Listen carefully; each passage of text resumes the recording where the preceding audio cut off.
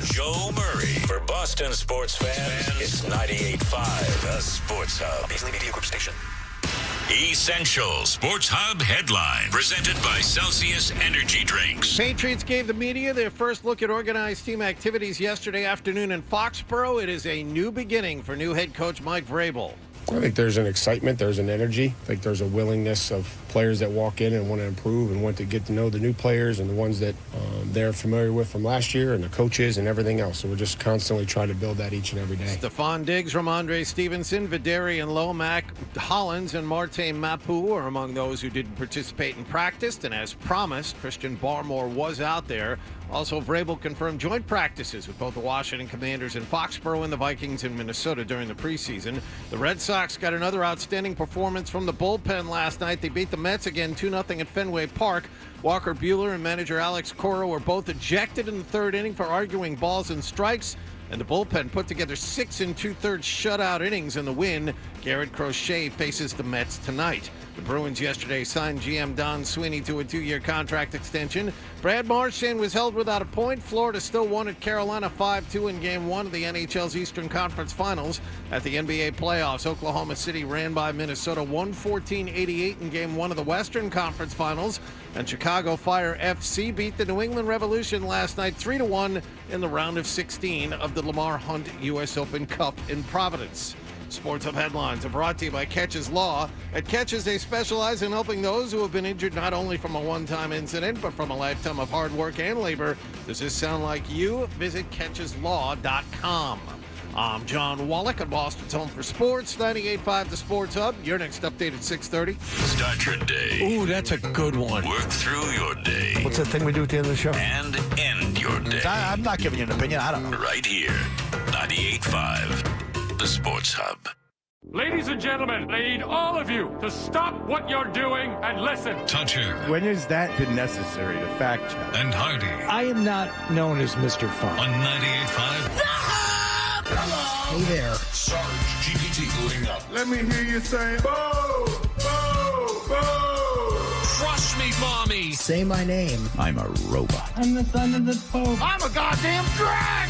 Yeah, good luck, dude. Nothing like a good tushy. I love you. And I think you know that. Excuse me? Toucher and Hardy Watch Daddy and Uncle Freddie. Knocking back some fun, having some fun. on 98.5 The Sports Hub. Let's go. Party starts at 6 in Groton. And then I will be in Groton at that party, and then that party will probably end up around like 8:30, and then that I should be back by 9:30. So your nap gets blown to bits. Another 8-hour day, and that out of the last. So Saturday and Sunday were 8-hour days. Monday was a game. Which was fine. It was just a game. It was very cold. It's the coldest I've ever been in a game, of any game. Because it's May, and your body changes, right? Like if in the winter, if it's 50 degrees, it's like, oh wow, I don't have to wear like a winter jacket, like it's 50 degrees. But then in late May, when it's 50 degrees and the wind's blowing, and there's rain, it was like I was shivering. I was like dying. My daughter handled it better than I did. And then, but then today will be an 8-hour day. Mm-hmm. Also, the weather is going to be colder today than it was the last time. I'm wearing a winter jacket. Yeah. This place sucks. It really does. Like I got to wear a effing winter jacket now. Yep. I mean, I have to wear like the coat that I would wear in a snowstorm. I have to wear today. Yeah. And you're off in the middle of nowhere. Yeah. Hey, don't. Groton's got they got guys with tattoos working at breakfast places. It's a whole thing. Oh, good. Okay. Don't worry about it. Go get you some Johnny cakes. Well, I won't be there in time. Oh. But I will have a gay relationship up there. There's no question. Start riding that motorcycle like you always wanted to. But don't chase me and then have nothing happen. Don't catch me with the gay guy. Be the one relatable character on the show, and then have no consequence come of those things. Didn't they blow that season? If you don't know what we're talking about, there's a season of The Sopranos where the little fat guy is gay, and he goes up to New Hampshire to like go into hiding. So whatever with that, right? The part of that season that was fascinating is Meadow, Tony Soprano's daughter, who was like in college, was dating like just some normal kid, like a 20-year-old kid.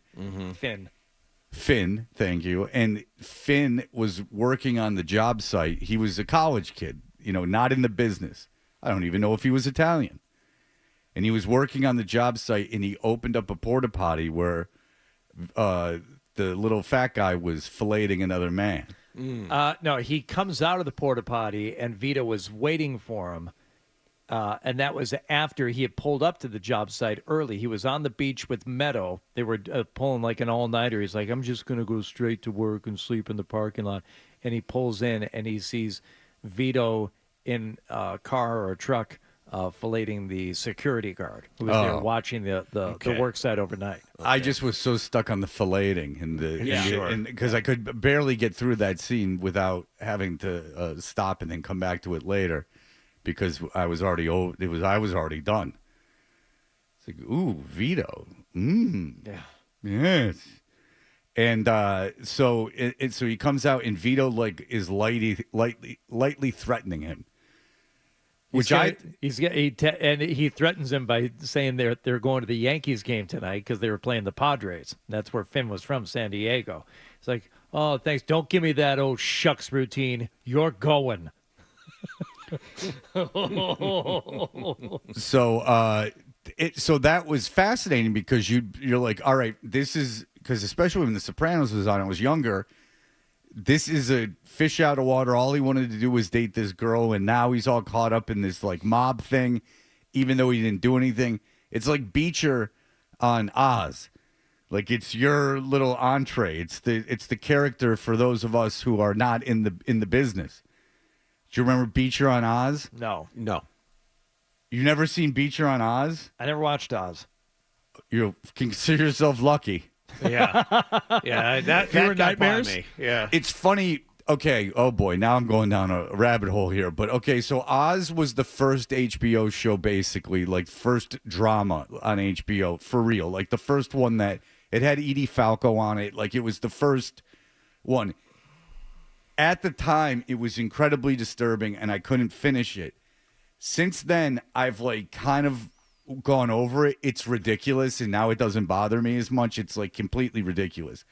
So it's about this Oswald Penitentiary, which is an experimental prison, and there's no bars, but everyone's like in a fish tank. It's like glass, and it's glass. You're in these glass fish tanks.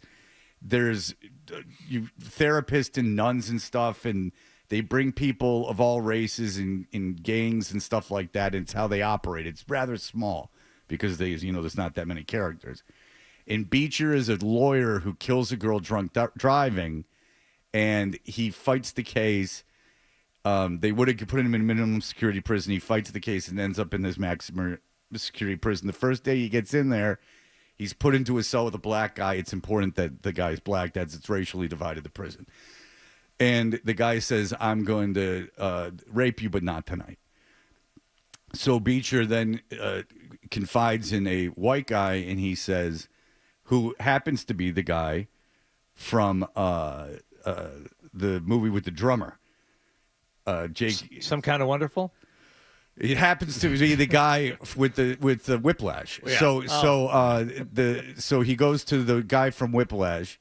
And he's like, don't worry about those, bad word for black people. I'll take care of you. You move in with me.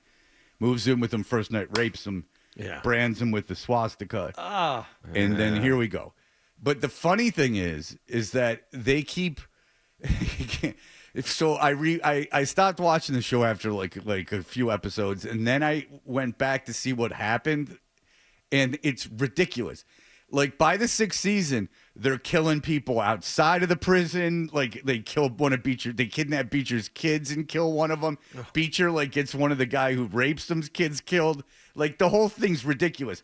They do these they get caught like they make Beecher in one of the first episodes.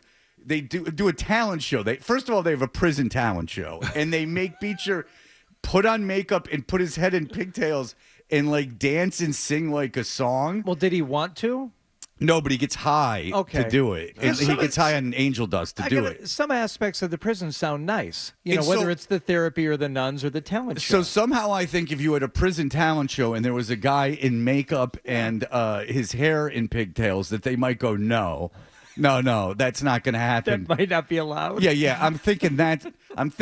And I also think that, and then Beecher gets his, do you guys want to hear this or no? We're just rolling right along. All right, let's go. So Beecher smokes angel dust. This guy gives him angel dust because the guy P-Dog. the guy is the Nazi, makes him wear a Confederate flag shirt so he'll get killed by the blacks. So he wears this Confederate flag shirt. The guy goes, well, if you're going to go out, if you're going to go out, you might as well go out flying. So he gives him angel dust. Beecher takes angel dust. He takes a chair, smashes the window to the cell. It cuts Schellinger, the guy raped him, in the eye, takes his eye out. Both of them miraculously get to stay in the prison. And then, so this and the third, Beecher's hitting the bag in the gym. Last episode of the first season, he takes a weight out, hits Schellinger in the face with the weight, ties him up, puts him under a bench, and takes a dump on his face. Everyone knows This about was it. on HBO. Yeah. Everyone you can't see the dump come out of him, but they show him like doing it. The rape scenes are bad, and so like they in the jail knows about it, and they're like, okay, dudes kill people, and they're like they leave for a while, and then they're allowed back in. It's so stupid. It got absolutely. I feel a little better about it now, but you are lucky that you never saw it because every time, and he's a great actor. But every time I see the guy that's in Whiplash and whatever else he made, and he was like in Spider-Man. J.K. Simmons, is that Yeah, his name? J.K. Simmons or something Oh, like he's that. J. Jonah Jameson. Okay, now I get it. Yeah. Oh, now you get it, you uncultured prick. Yeah, now that I gave it to a superhero movie, now you get it. I'm all in now. I understand completely. now you're following me all the way. Yeah. But every time I see him, I'm like, that's Schillinger. I'm like, I don't like that. Okay. And there's a million interviews of him doing like, I didn't want to do that show. And, like it was uncomfortable. Like they only asked me if I wanted to do one thing because it got weird. They did like a musical episode with Beecher and Schillinger, like towards the end of it. Like it was all in, I don't know. It was just bad. But it ends with, I'm going to tell you how the show ends. How's it end? They are putting on a production of some Shakespeare play. In the prison again. Again, in the prison. And Schillinger and Beecher, despite murdering each other's children, are now kind of getting therapy's worked between the two of them. I'm not lying. They've done group therapy, and it's worked. So there's a guy that Beecher had been, Schillinger, this is going into great depth, but I don't care. So Schillinger got a guy, another Nazi, to get Beecher to fall in love with him and then tell him, and then so they started dating. Oh. And the guy said to him, haha, I'm just doing this. And they break his arms and legs. He goes, I didn't mean to do this. But when Beecher gets out of the hospital, the guy who broke his arms and legs is still there because nothing happened to him. Yeah. And they fall in love. The guy tries to get him back. They fall in love again. And Schillinger's going to kill him in the play. And Beecher thinks he has a fake knife. But the lover, without Beecher knowing, gives him a real knife. And when he stabs him in the play, he actually stabs him and kills him. That makes sense. Okay. Yeah. It's a fun show. Yeah. You should really get into it. So it's almost amazing it was on TV. They don't show the dump there in that one, but they do show Vito's kid when he is acting out after Vito goes away. And I think after Vito was killed in The Sopranos, that kid takes a dump in the shower he's acting out, essentially. I don't remember that. In the school locker room in front of the other boys, because they start giving him a hard time about his dad. So he just squeezes one out, and they show it drop right there on the shower floor. Wait, Sopranos? Tony Soprano's kid? No, Vito's kid. Oh, Vito's kid. Because remember, he was married and he had children, which has made it even more scandalous. I don't know. That season was a little hard to watch. It was not so fun. It wasn't interesting. Yeah, it didn't. That's Fred was just distracted by the forecast up there. I was making sure that wasn't today. No, it's just but tomorrow's going to be very dark, cloudy, and cold. Yeah. Yeah, 50 degrees with rain. Yeah. High of 50. You should be fine. My son's birthday is Friday. That's May 23rd. We live in a place where there's no Fred, heat. We got, you can't even discuss at my house. Prom season with the, outdoor gatherings and the photos and all this stuff and doing the look ahead because my daughter is going to 2 different proms at 2 different schools. Mm-hmm. And, don't even bring it up. It causes way too much stress when you talk about potential weather scenarios. Get her a stole. For the prom. But a shawl. It's not just about, attending. It is the gathering of all the friends beforehand at the house. And then you take the pictures outside and then you do all that, which is, dare I say, maybe the most of it is the photographic evidence and all the pictures that you get to take with all your friends. Well, for you, that's everything. Yeah. Well, no, I'm saying that the actual prom is more important. I'm not insinuating anything's happening. No. I'm saying for the kids. If you tell them, you can't get together beforehand and take your pictures, you just have to go to prom, they'd probably say, no, we're not going. They'd probably still go to prom. I'm sure the guys would have a big problem with it. I remember being thrilled about the picture taking. I remember it like yesterday, taking the photos for prom. You know my prom story is a girl asked me to prom like 4 months before prom. Mm-hmm. A senior, when I was a senior, and I'm like, all right, yeah, sure. I didn't care, and I didn't really even talk to her again until prom. But in the meantime, I started dating this girl that was a sophomore, and she was 16, so she could drive. And so I'm like, hey, I'm going to prom. Just meet me at the hotel that we're staying at, like after prom, and I'll go in there. Mm-hmm. And sure enough, like the limo takes me and like the friends I went with and our girls. One of my friends took a girl from another school that was so hot. I still remember it. I was so pissed. And so we walk into the hotel, and then my girlfriend Hollis is in a chair, and I'm like, "What's up?" And I hug her, and my date, who I don't even think likes me at all, because I don't barely talk to her, like flips out. Yeah, she like flips out, and I actually even, I'm surprised, but I actually felt bad.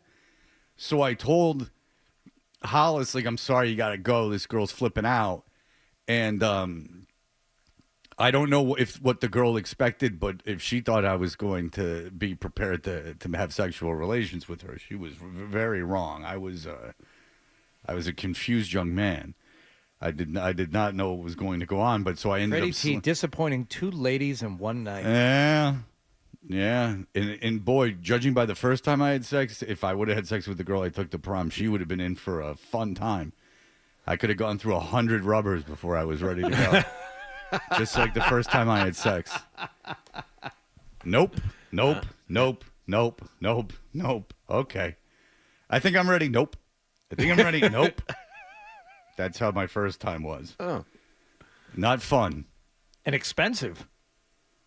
Yeah, if you think about it. But back then, condoms were not cheap. An extra pack you needed. I always get confused if I went to Beverly Hills High or if I went to my school. Because I think at Beverly Hills High, there was a time where they handed out condoms. Am I right or am I wrong? I think you are correct. And we were talking about the pre-prom party. You got to be careful with alcohol with those things, or else what happens? Donna Martin don't graduate. That's correct.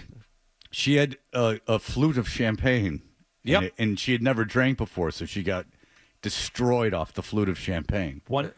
That's all it took. It was just one glass of champagne. Yep. David's dad gave the kids champagne. Yeah, Mel was under the gun there for a couple episodes after that. Yeah, Mel gave them champagne, 1 flute apiece, and Donna had it and got wrecked off of 1 flute of champagne. And then there had to be a student walkout during finals. It was a whole thing. Donna Martin graduates. Donna Martin, Brandon organized it, but he was the rabble-rouser. That's why he had the free daily with Steve after they graduated. The Beverly Hills Beat, that one? Yeah. Yeah. Was that the name of the one that he did with Steve after they graduated college? Yes, that's right. That sounds like a good business plan. We're going to do a free daily for, or whatever the hell it was, a weekly, for just Beverly Hills. Yeah. Why expand it past that? There's so much going on in Beverly Hills that people are. And we're only going to have actually one writer, because Steve was the brains. He was the money guy. So. No, Brandon was the brains. Steve, though, was the ruthless businessman with the backing. Right. You know? Yeah. Yeah. And Brandon wrote articles about everything. Yeah. Everything. Brandon was a hard-scrabbled reporter with a heart of gold. Yep. All right. Well, that was a lot of shows that we just recapped from the past. We did 3. Yeah. We started with The Sopranos. I made a hard left into Oz and told you basically everything that happened ever on the show. The entire arc of the series. Mm-hmm. Well, just 2 characters' arcs. And then then we finished it with some 90210. So there you go. That's why you listen to this radio program, especially if you're under the age of 45. You got all those references. All right. We will be back in just a moment. So much happened last night, we can barely contain ourselves. Stay tuned for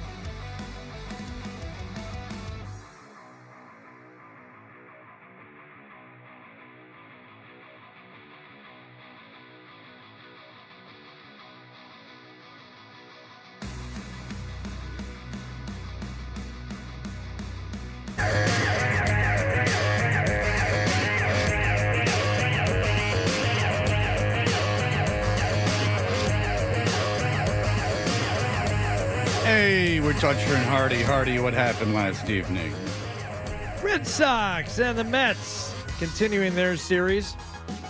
Wasn't long into the game when Walker Buehler did not like the call on a pitch. Now, he threw a strike. Then the throw goes to second to try and get the runner who's trying to take second. And Walker Buehler could not believe that the pitch was called a ball. You could hear him say,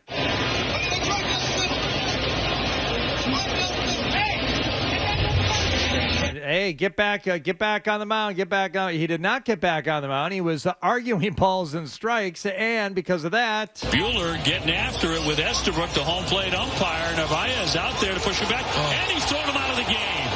Estabrook has run the Red Sox starter. Walker Buehler has been thrown out, and Cora out now. Buehler had a problem with it, but I'll say this. Walker, I know he's emotional. He's a veteran. He's been around. You can't get thrown out here. And his third inning. Cora has been run too. Yeah.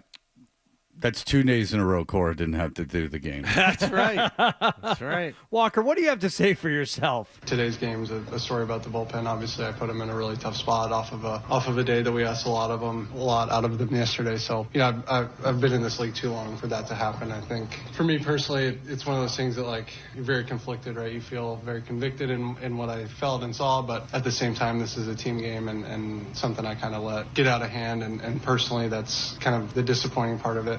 The umpire baited him.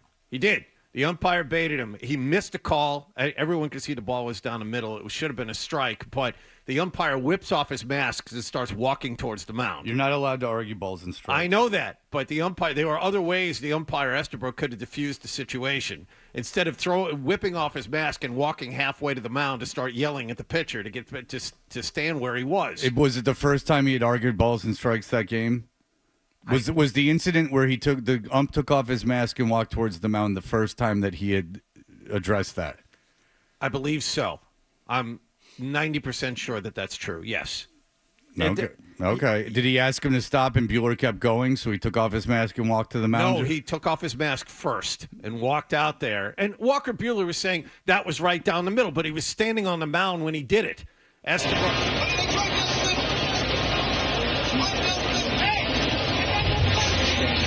Yes, and after he said it was right down the middle, Estabrook took off his mask, walked halfway to the mound.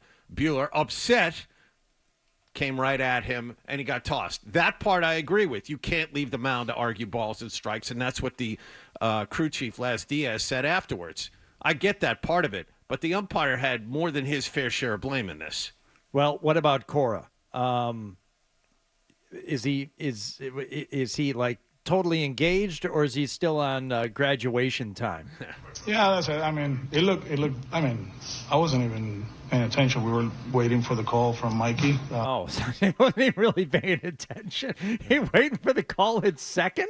What? It's like your pitcher is out there yelling at the home plate umpire. The home plate umpire is yelling at your pitcher. As far as the replay, and then I look up and you throw him out. So yeah. One of those. No, that's not what happened, John. No. No, I'm looking at it. Oh, you're not. You're saying that's not what happened with Buehler and the ump. Proceed, I will tell you as I continue to watch this video. You don't want that to happen, right? Especially the starter. I guess he had his point, and he threw him out, and then he threw me out too. Okay, thank you. Then he just trailed off mid-sentence. Okay, so I'll give you another moment to look at this, Fred, because the Red Sox did deliver on offense last night. Specifically, swinging that one, golf to left. That's high and deep. That's back there, and that ball's gone. The Red Sox with their second home run of the inning and lead it to. Nah, John, that's not what happened. What happened? Did he get ejected on the ball that he threw when Lindor stole second? Yes. Yeah, no, you didn't see that. They were showing Lindor They were showing Lindor steal second, and when they went back to the umpire, he was still behind home plate with his mask on.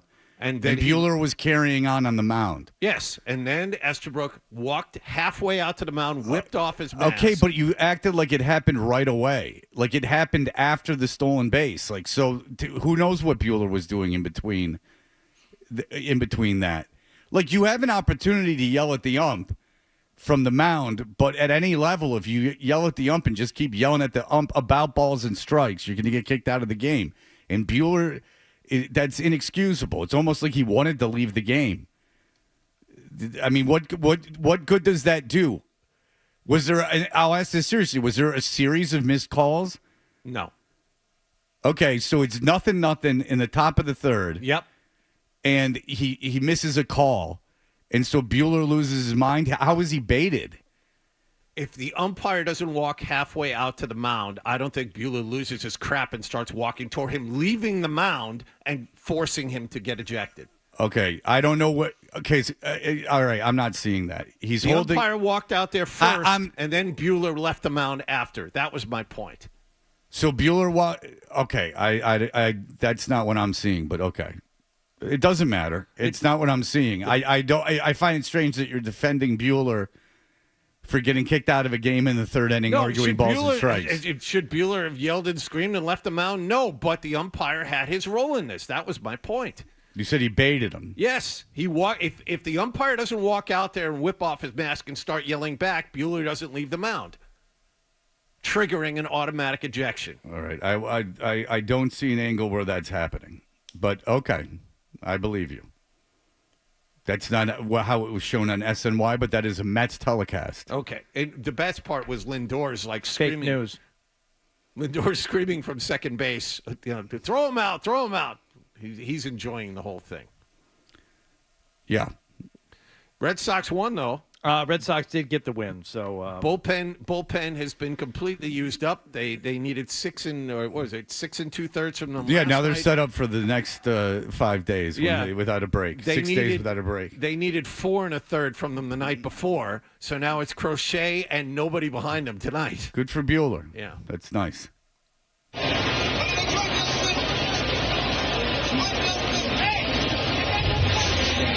It was a good pitch. All right. Yeah, it was a strike. Yep. He missed a strike. Now, it wasn't a fastball down the middle, but he missed a strike. He should have gotten that right. If you could go to we could have saved all this aggravation if we could have tapped our helmets and gone to the replay. It was up in the zone. That's a big controversial thing, too, right now. Yeah, I know. The automatic balls and strike system, apparently. Well, yeah, because big controversy. Only because the actual parameters of the automated strike zone are off by an inch, in every dimension. Isn't that easy to fix? Can't you take a little cursor on a computer screen and move that over a little bit? The other part of it is, and some of the pitchers have noticed this or noticed it during spring training, the pitch location for the computer might be as much as half of an inch off. Yes. And if that's the case, if you're going to get a strike on the corner, if you throw a pitch on the corner, but the computer places it half an inch off the corner, they think it's a ball, when in reality it's a strike. Can I tell you this, is that I was at spring training when they went to the automatic. When you could dispute a ball or strike. Yes. It takes 10 seconds, not even 10 seconds. Yep. It takes like a second. What happens is the guy steps out. He asks for it to be shown, and immediately it's shown on the scoreboard. It's shown on the scoreboard because they just have it sitting there. They don't have to go to a video or anything. If you watch any of the Grand Slam tennis tournaments, they have similar technology. Right, and it was faster than that, actually, because I sometimes didn't even know what was going on because the guy just steps out of the batter's box and he's really right back in. Simon, go ahead. You have information maybe that John didn't see with those bird eyes of his. Yeah, on the at-bat that got Lindor on base, he kind of leaned into the pitch. He was hit by a pitch, on the ankle-foot area. Oh, yeah. And I think Buehler was upset about that prior. And then the pitch down the middle, he missed that, and that's kind of where he went off. Okay. Did you feel that the ump, other than not adjusting to Lindor trying to get hit and missing that strike, do you think that he instigated Buehler in any way? I think Buehler was really running his mouth. There were some swears in there. I know I heard on your call there that he was saying it was right down the middle, but if you watch afterwards, right before he walks out to the plate, he's dropping some F-bombs. He was pretty animated about the whole thing. I don't know if it was the ref's fault, but he definitely shouldn't have been as upset as he was in the third. Yeah, John is an idiot. Thank you. Thank you for clearing that all up, as I had not seen it live. Yeah, you do have to wonder how much he was running his mouth on the the batter before. This who is leaned just into the home pitch. cooking in this place. think if Estabrook does not walk out there, Buehler's able to finish the inning and He's keep going. allowed to walk around, John. That's true. He is. It's a free country. He's a human boy with legs. Yep. And he can take his mask off. He can. He's allowed. The mask isn't attached to his face. Yep. Right. He's got a right to have his face shown just like anyone else. Been humbled by legit logic. All right, so the Celtics did get the win last night. You know who else got a win last night? Ball is pass faking down the lane, floats an alley-oop to Dub, who lands the thump of the night. Big two-hand ruckus send down. There's a thump of the night. There's the what does he call 3-pointers again? The guy from Oklahoma City. The money ball. The money ball. The money ball goes Thunder cha-ching. money ball. Yeah. Yeah, the Thunder money ball goes cha-ching. This guy sucks. He's the worst. The Thunder from down under Moneyball goes cha-ching, my ding-a-ling. Yeah, he stinks. So there you go. Shai Gilgeous-Alexander stepping up in the fourth as the entire Oklahoma City Thunder team stepped up in the third, both with defense and offense. Shea to the foul line, steps away, fires, fade away, 16-foot jumper, ring it up. Gilgeous-Alexander's got 31 and taking over game one. But don't say cha-ching because it's not a money ball. Afterward, Anthony Edwards, after the Minnesota loss, said, I definitely got to shoot more. I only took 13 shots, but I'll say probably just get off the ball a little more, play without the ball. I think that'll be the answer because playing on the ball, they're just going to double and sit in the gaps all day. So got to go watch some film and pick it apart. We'll figure it out. This is the problem. You remember during the season, Fred, Anthony Edwards was upset that he was being double-teamed a lot. Yes. Oh, wait a second. This game was easy when they weren't defending me. Yeah. Now that I'm drawing double teams, this game's hard. Well, Julius Randle's been amazing over the last few games. So he was really good last night. Yeah, Anthony Edwards has got nothing to complain about because there's another guy in his team that's playing very well. I mean, Julius Randle is playing maybe his best basketball as a professional.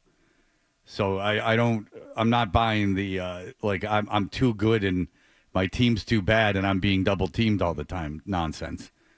Because I would ask you this: who's the second guy on Oklahoma City? Who's the second star on Oklahoma City? Jalen, I think it's Williams. Yeah, big star. Well, he was an all-star this year. Who is the second star on the Oklahoma City Thunder? No, there's no one in the same stratosphere as Gilgeous-Alexander. Right. And you could make the debate that it's a different person every night, correct? Yeah. So the strength of the Oklahoma City Thunder is their depth, but perhaps their weakness is their lack of a secondary star. Yeah, they have a bunch of guys that are really good. As I said, I think Jalen Williams was a star, all-star for the first time this year. But you have Chet Holmgren, you have Jalen Williams. I mean, this guy Dort is an elite defender. You got a lot of different guys that are good and do a lot of different things. Yeah, my point is this, is that, Julius Randle is playing like a secondary star. I don't know what he's complaining about. Anthony Edwards, I loved his game coming out of Georgia. High flyer. I like dipsy do dunkaroos and 3-point money balls. Cha-ching. I like that. I like where's the beef dunks too and steals that say wazza dunkity doo homeroo. But he's a little bit much. He's a little bit much. He tries to turn it on too much in the interviews. All right, we'll be back in just a moment. Did I say what happened last night is brought to you by Leonard Hair Transplant Associates, where your hair doesn't have to be a game of what happened, so change your lettuce and change your life with Dr. Matthew Lepresti at 1-800-GET-HAIR. We're going to hear from Mike Vrabel and others from Foxborough when we return. Sports Hub headlines presented by Celsius Energy Drinks. Media got their first look at Patriots OTAs under new head coach Mike Vrabel. Stephon Diggs, Ramondre Stevenson, Marte Mapu, and new wide receiver Mac Hollins were among the missing yesterday behind Gillette Stadium. But first-round draft pick Will Campbell and Christian Barmore were out there. Mike Vrabel confirmed the team will hold joint practices with the Washington Commanders and the Minnesota Vikings this summer. Red Sox got homers from Rafael Devers and Carlos Narvaez. They beat the Mets again 2-0. Walker Buehler and manager Alex Cora both ejected in the third inning for arguing balls and strikes. The Bruins have re-signed GM Don Sweeney to a 2-year contract extension. And at the NBA playoffs, Oklahoma City beat Minnesota 114-88 in Game 1 of the Western Conference Finals. Sports Hub headlines are brought to you by Valvoline Instant Oil Change. Enjoy quick and convenient vehicle maintenance this month. Visit NewEnglandOilChange.com for 15% off your drive-through oil change at Valvoline Instant Oil Change, the official oil change of busy people. I'm John Wallach on Boston's Home for Sports, 98.5 The Sports Hub. Your next update at 7 o'clock.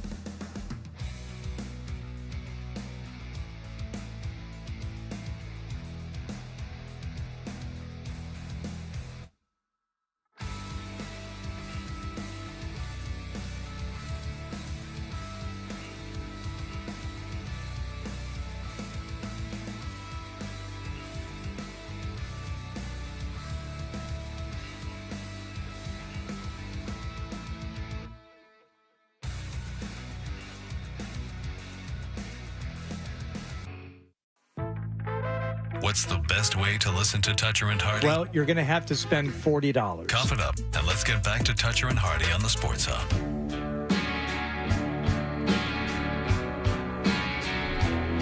Hey, we're Toucher and Hardy. Hardy, what else is going on? All right, from Foxborough yesterday, so players all convene and get ready and get out on the field. And we're going to be speaking with Mark Daniels a little bit later. But Pop Douglas asked about the Josh McDaniels playbook and what he thinks early on in this 2025 campaign. Oh, I think it's going to be lovely. We just with the first 2 installs, so once we open up that book, it's going to be crazy. So, D forgot something on us right now, but once we open that book, it's going to come. What does that sound like to you, just at the very beginning here? Oh, I think it's going to be lovely.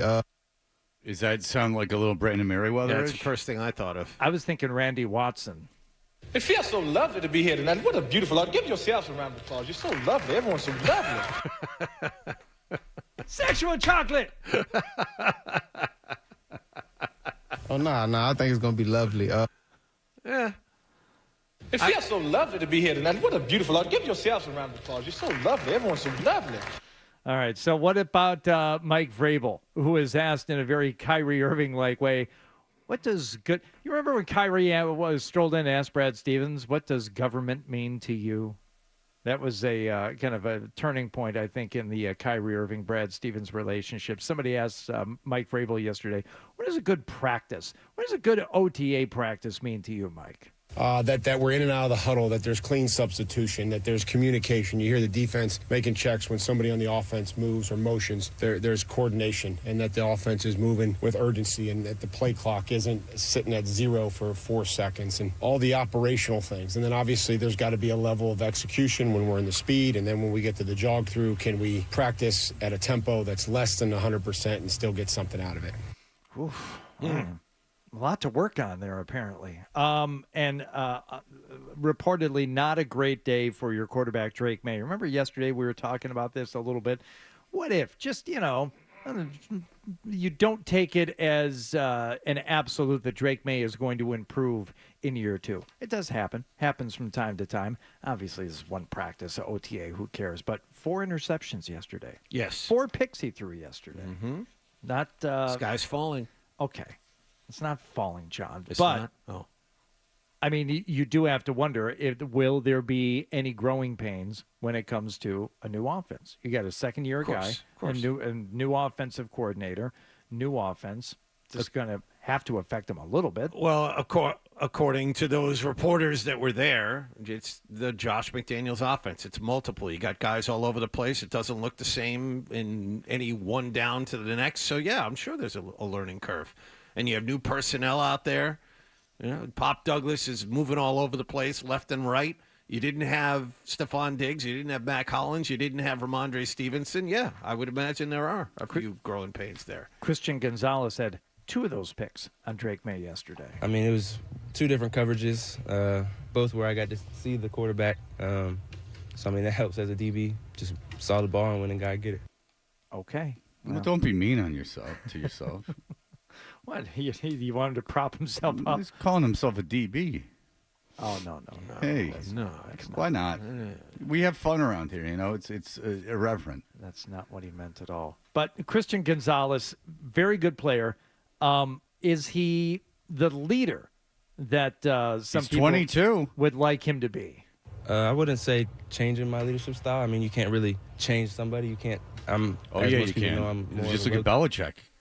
Yeah. You can ruin somebody.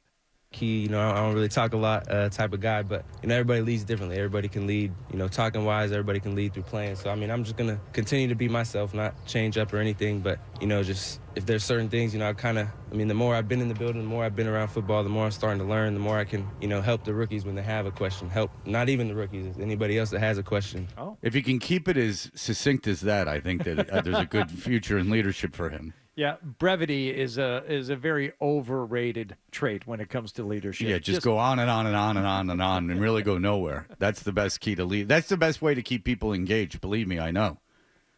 I've been on the radio a long time, and I just go on. I'll tell you everything that happened in Oz the entire time.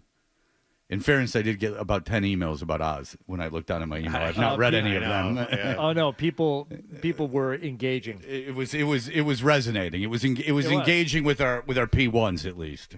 Ramondre Stevenson not at the practice yesterday. Why? Oh, we're extremely excited to have him with us, have been in constant communication with him, and obviously our thoughts and prayers are with him and his family as they heal and they grieve, and want to be a part of that to help him and get to know him. And I'd met him early on, and then he went back, and now those conversations have just been over the telephone.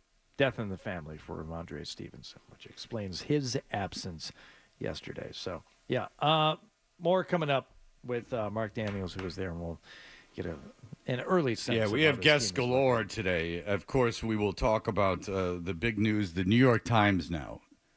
If this is not noteworthy, then why has the paper of record now put out a big expose on the Bill Belichick relationship that has information that is new to you, not you two maybe, but new to the audience.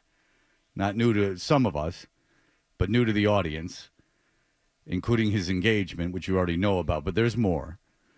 And we will explore that as well, but not coming right up. You'll have to wait. Oh. We've notched out a couple breaks for it, but they will be starting later in the 7 o'clock hour, bleeding into the 8 o'clock hour, and then we're going to have Ty Anderson in to talk about hockey. I can't indulge everyone all show and just go into Belichick the whole time. Regardless that there's new information coming in hot and heavy. And more to come, I'm told, by very good sources. More to come. We shall see. We're all on the edge of our seats. We'll be back in just a moment. You're listening to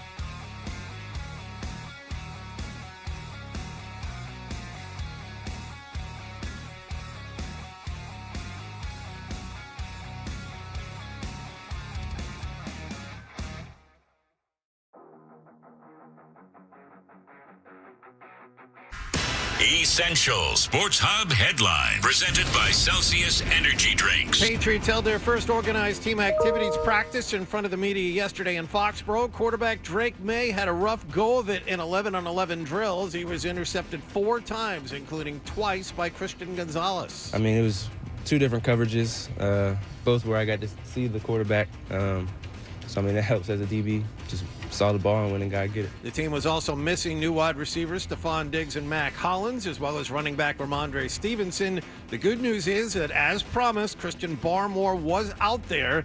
In other team news, head coach Mike Vrabel confirmed that the team will hold joint practices with the Washington Commanders and Minnesota Vikings during the preseason. Red Sox now have back-to-back wins over the Mets after a 2-0 victory at Fenway Park last night. Walker Buehler made his first start off the injured list, and he was ejected in the 3rd inning for arguing balls and strikes along with Alex Cora. Carlos Narvaez and Rafael Devers both homered in the win. Garrett Crochet starts tonight as the Sox go for a 3-game sweep. The Bruins have signed GM Don Sweeney to a 2-year contract extension. At the NBA playoffs, Oklahoma City beat Minnesota 114-88 in Game 1 of the Western Conference Finals. And Chicago Fire FC beat the New England Revolution 3-1 in the round of 16 of the Lamar Hunt U.S. Open Cup. Sports Hub headlines are brought to you by John Sewer and Drain Cleaning. 24-hour on-call service for your clogged drain emergencies. Go to johnsewer.com. I'm John Wallach on Boston's Home for Sports, 98.5 The Sports Hub. Your next update at 7:30. Get There's the potential there for big stuff. 98.5 The Sports Hub app. Get the app. Toucher and Hardy. Such an fantastic explosion. 98.5 The Sports Hub. All right, before we get into what we were going to get into, I can tell you that we are Toucher and Hardy, and you may watch us on YouTube live. If you go to 98.5 The Sports Hub on YouTube and subscribe, that would be fantastic. All right, this according to the BBC, and the joke is not, there's really no joke, but I'll play a guessing game with you. It's not the device, okay? Okay. This is the BBC, and it's in a million other sources, too. I'm not making any of this up, so I can't get in trouble. There's a surgeon invents a plastic-reducing urine collection pod. Consultant urologist blank, blank, blank has been working on his own innovation, the pee-in-pot PIP, for 10 years. Okay, so this is like a thing. I guess it's a legit, like, revelation. It's like a big invention. Been covered extensively. He's a British urologist. It's been covered extensively. All right. His first name is Nick. His last name is hyphenated. Without getting in trouble, okay, would any of you like to guess the worst? His name is inarguably the worst name you could have as a urologist without making up. It's real last names hyphenated, but it's the worst last name a urologist could ever have. Would anyone care to venture a guess on what his name is? Without getting in trouble. I understand if it's too hard an exercise. Does the first name it's Nick. No, it's just Nick. It has nothing to do with I was going to say Nick U Shaft or something like that. Right, yeah. Nick is of no consequence. It's entirely the 2 last names together that are hyphenated. There's a good payoff, so don't worry about your guesses. I would Red Schlong. It's worse than that. I was going to say Small Shaft. That was going to be my guess. Okay, it's worse than that. It's a urologist, and you're going to urologist. It's the worst name I could think of. You couldn't make up a worse name. It's not dirty. You could make up you couldn't make up a worse last name. All right, should I just tell you? Just tell us. His name is Dr. Nick Burns-Cox. Come on. Come on. Nick, Burns-Cox. Nick Burns-Cox. He's a urologist. Consultant urologist Nick Burns-Cox has been working on his own innovation, the PP-in-a-pot PIP, for 10 years. Now, I don't doubt the British Association of Urological Surgeons, Dr. Nicholas Burns-Cox, Mr. Nicholas Burns-Cox qualifications, MB, CHB, FRSCS, MD, GMC number 3475906. It's all over the place. And apparently this innovation is a bit of a game changer for the urology world. But he never thought to change his name, because that, even before you're a urologist, unless he's a fool who took on like Gil Faizon, took on his wife's last name because his last name was Cosby. It was Gil Cosby, and then he made himself Gil Faizon. What was that? The little chippy that he was dating that he went to England with? No, it was the one. If you follow pre-Kroll show, the one that he was married to, where he had his beautiful boy. Oh, why would a man feel the need to hyphenate his last name? I perhaps he is from parents that did not want to just have the man's last name. Okay. Because even my ex-wife has not gotten rid of my last name. Like and neither did her mom when she got divorced. Like a lot of times women just keep the last name, let alone hyphenated Burns Cox. Okay, so initially I thought Cox Burns would be even worse, but no, this makes it sound like Nick that he actually burns as a matter of habit. Yeah, will do that thing. It's a sentence almost. And the BBC is only doing this because of his name. And it's in their real articles. Not because of the pee in pot, which is made from bamboo and sugar cane and removes 4 items from the current urine collection process. 3 of them are plastic. I mean, that's a big story, Fred. It is. It is. It's a ecological marvel. It does not include any plastic. That's the whole thing about it. Because, I mean, how many of these bedpans are we just tossing away willy-nilly? It's just, I'm looking at the article. I see a picture of him standing in the middle of all of his minions. And just there. all this high school pain coming out. Like all this just uncensored, uncreative ribbing. And they're all holding just big bowls of pee. Yeah. I wonder if he was like a huge punk guy, and then he just was like, I'm becoming a urologist. Like, I'm facing this with headwinds. It's the worst name I've ever seen. Good for him. Yeah. Thank you to John Wurst for his Instagram bringing that to my attention. All right. What are we doing here? Adam 12 has something for us. 12? Yes. So this weekend, Boston Calling Music Festival is happening. It's kind of the unofficial kickoff of the summer concert season. I'll actually be there covering it live. I'm looking forward to... on what? On Rock 92.9, which, believe it or not, is still a thing. Is it? Yes, absolutely. I'll be there. You can listen to me broadcasting live this weekend and covering, interviewing bands and all of that. But it got me thinking. That's kind of like the big festival now. But once upon a time, radio stations would have festivals. Sure. And you had touring festivals, and now we have Boston Calling. So what I did is I went through and I've taken short lists of bands. And I'm going to quiz each of the 3 of you one at a time. If it's Boardwalk Rock, I already know all the bands because Eddie Trunk has already hosted it last weekend. So 12, I'm going to clean up. You watch. Joe Satriani and Steve Vai on yesterday, and things didn't come together with their relationship. I don't believe Wait, that. he had them both on the same show? Satriani and Vai, wow. Dumbass, stop interrupting, have an album coming out. I won't get into the details of how it came together. Let's just say the project wasn't complete until Jack Hughes from Deep Purple stepped into the singer's role. Wow. That is an album I will never listen to. So, what I have for you... You didn't have Surfing with an Alien? Wasn't it like the Silver Surfer on the cover of it, but they couldn't use the actual Silver Surfer because they couldn't get the copyright cleared from Marvel, so they had to do like a knockoff Silver Surfer. Now you're just saying things that we're all familiar Glenn with. Hughes, I apologize. there you go. Glenn Hughes is the singer of Deep Purple. Damn it. So, he's not the original, so I'll let it pass. That's okay, Fred. You can redeem yourself now. I'm going to give you a short list of bands, and you get a point for telling me what festival this lineup would have played on. Lilith Fair. And then you'll get another point if you can tell me the year. Okay. Okay? Yeah. So we're going to start with you, Fred. I'm going to give you 4. They're going to start easy, you're going to get more difficult. So, this particular festival featured, among other bands, Blink-182, your favorite band, Descendants, Pennywise and the Vandals. Warped Tour is absolutely right. So can you tell me? Oh, you're going to take care. Yeah, if you can take care of the bells. 98. That's really close. 97. 97. So you had a little. How many times did you go to a Warped Tour back in the day, Fred? I think I had to go twice because of work. I never went on my own. Did you go to the Tsunami Complex in Sanford in 97? That would have been like a half an hour away from where you were in school at Rollins, I think.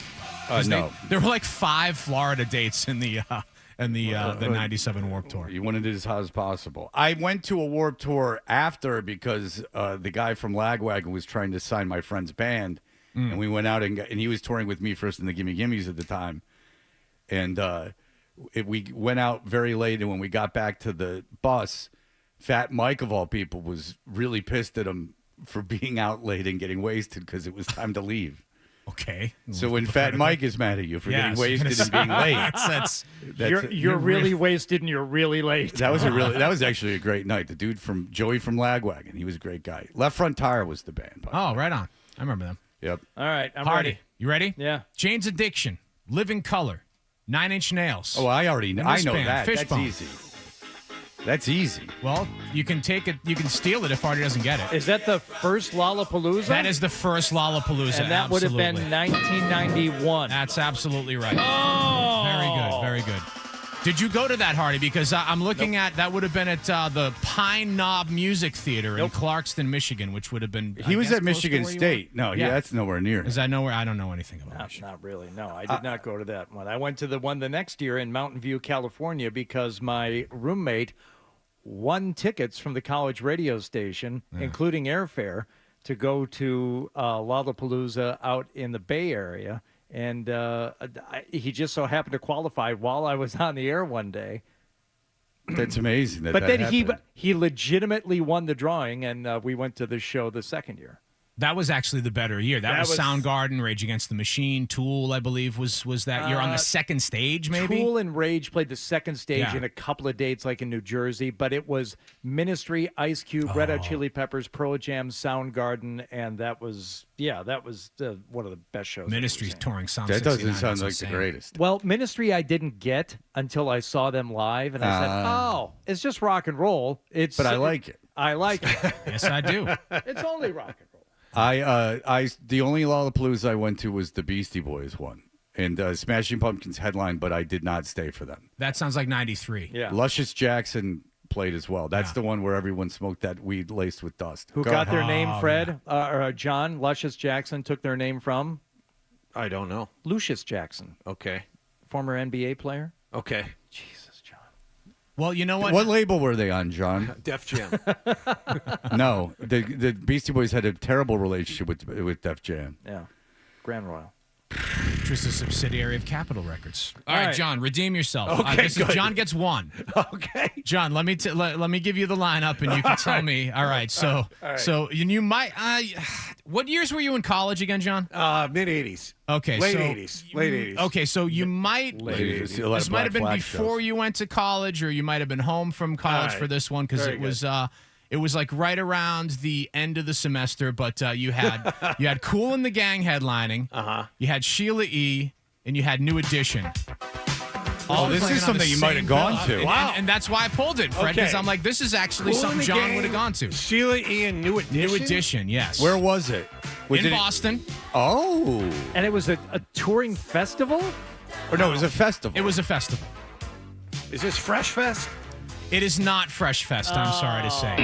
This was the 6th anniversary Kiss concert at Boston Garden. I could have guessed that. In 1985. I actually was going to say it was the Kiss concert. Yes, it was. And then like it was funny because like the rest of the Maddie bill had is a like, mustache. is like John Fogerty and like some other like weirdo stuff because that's always how the shows go. Okay. Okay, so Fred, I've got two more for Were you. New Edition like a huge deal here? Yeah, they were huge. Yes, they deal. were. They were a very nice. big deal here. I had a poster of them when I was 10.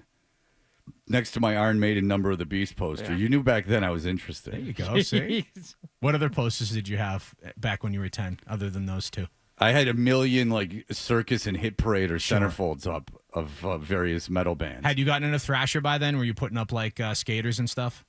No. Okay. No. Right. I didn't get into like punk rock until I was like 13. Okay. Go ahead. So here's one for you, Fred. John Mayer, Bob Dylan, Ben Harper, the Canals, and the Wallflowers. Ben Harper really. I know what that is. Go on. I broadcasted from there. Go on.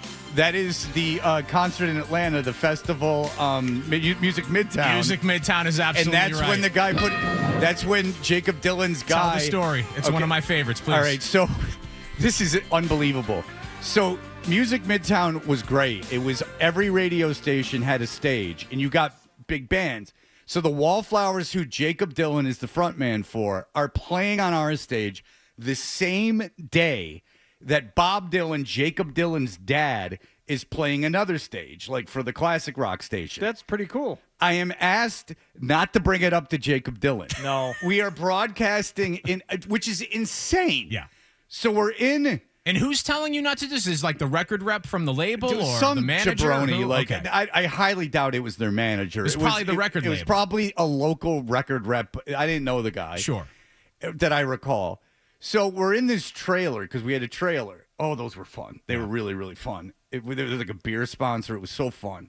You could just, girls, like, oh, it was so easy. And there was this trailer.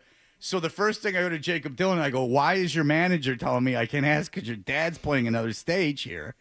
And the manager punches a hole through the notice he doesn't tell me to stop, a la Jordan Hudson. He doesn't step into the interview. No. But in the background, he literally punches a hole into the trailer wall. And Jacob Dylan, while annoyed, said, well, I just don't want to be associated with your dad. I go, but you have to understand this is different. You guys are at the same place at the same time playing. He's your father. Yeah. Like when you booked this didn't occur to you that this could happen. All these questions were asked. I love that story. All right. What year, Fred? Yeah. Do you know the year?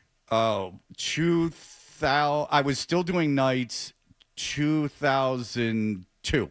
Close. 2001. Oh. Only 1 point there, Fred. Hardy, you ready? Yeah, I'm keeping track. Fred's going to hear this lineup and wish he was at this show, but this is for you to guess. Okay. And he can steal if you don't get it, but Okay. you're going to get it. Okay. Giant Steps opened this particular festival, and it included sets from Save Ferris, Goldfinger. Absolutely right. Absolutely right. Okay, hold on a second. I'm going to get the year. I'm going to say 1997. 1997 is also correct. Very, very Hardy. good. Well Edge done. Fest 3 at the Albuquerque Fairgrounds in Albuquerque, New Mexico, October of 1997. Insane Clown Posse were the headlining act. That was the next year in 1998. Oh, okay. ICP headlined Okay. in 98, but I have a photograph. Good for you guys. I have a photograph of my dog, Lyle, my first yellow lab, was a puppy at the time, and I couldn't leave him home alone all day. And as you know, those are all-day gigs when you have to go and host at a festival, and you're doing, your show live, and you're doing stage announcements. So I brought the dog with me and had his food and water bowl and stuff backstage. And I have a photograph of Dickie Barrett conducting the interview with my puppy, Lyle, sitting on his lap. And he just been playing with the puppy the whole time. It's adorable. It's Very adorable, cool. John. Very cool. Lyle, named after Lyle Lovett, I assume? Yeah. Correct. Yeah. We have one more. It's It for you, was Fred. hideously ugly, the dog. Go ahead. Okay, last one. Here's your lineup, How Fred. dare you. Black Rebel Motorcycle Club, The Bravery, Satellite Party, and Incubus. I know this one. Which show is this, Fred? Are you leaving off a band? I mean, there's a couple more bands on the bill. But Was Filter on the show too? no. I know. This wasn't the one where I interviewed Incubus, This was is the it? one where you Sometimes play Gandalf or Incubus. Isn't that at some times? wasn't Filter on that show? You know what? Maybe they Yeah, were. Filter maybe were maybe on they that were. show. Yes. Wow, but, what a lineup! Do you remember the name of the band? I mean, rather the name of the festival, because it did have a name, believe it or not. WBCN River Rave. It wasn't. They had to change the No. name because we changed the location. Rumble? It No, was- I think Do you that remember one it, was Hardy? called Bandcamp. It was called Bandcamp. That's right. And do you remember the year? Oh, 2007. Yes, that's correct as all right. well. I'll Yes, give yes, you one that's for correct that, as and well. I'll give me one. right, Wow, so- I absolutely routed you, Fred. Yeah. Oh, come on. 5-3. Come on. Come on. Can we hear that Fred clip again of him course we interviewing? We sometimes play conversation of Gandalf or Incubus at some times. Sometimes. That's still part of my household vernacular is to say sometimes instead of sometimes Sometimes. because everybody knows that classic Fred moment. I still contend, even to this day, with all the admitting I've done about things, I still contend that someone slipped something into my drink that day. I swear to God. Like I admit that I'm alcoholic and everything else, but I did not drink enough. I drink no hard liquor. I barely had any beer. I think I had like 3 glasses of wine maybe. And I was at a bar you were before. drinking wine because after the interview, we went out and watched whatever the next set was, and we're talking about what. Because my strategy, I believe, was to drink wine to stay sober, which is always, these things always work out. I believe you were instructed, as we all were, not to drink that day. Yeah. No, they didn't. We drank in the studio. They didn't. There were no restrictions on this. Well, but this was part of the pushback, I believe, from our program director. I don't recall getting in much trouble at all. Surprisingly, thankfully, you had someone. I don't recall. Yeah, I had someone to save the day. Everybody on the city bus is going, Incubus, rah, rah, rah. Bradley J. Look, he was trying, man. He was trying to Did help. Crash say anything during that interview? Nothing good. No. Nope. He could have. I don't know why it was only me and Crash. To be honest with you, I have no idea why it was just the two of us. But I did not drink heavily before that. I can tell you that, and I remember going like, "Whoa, I can't control my mouth. Like I can't control what I'm saying." And these are questions I had written down. Like I had written down about how he was voted most handsome at school and stuff like that. I clearly remember the interview.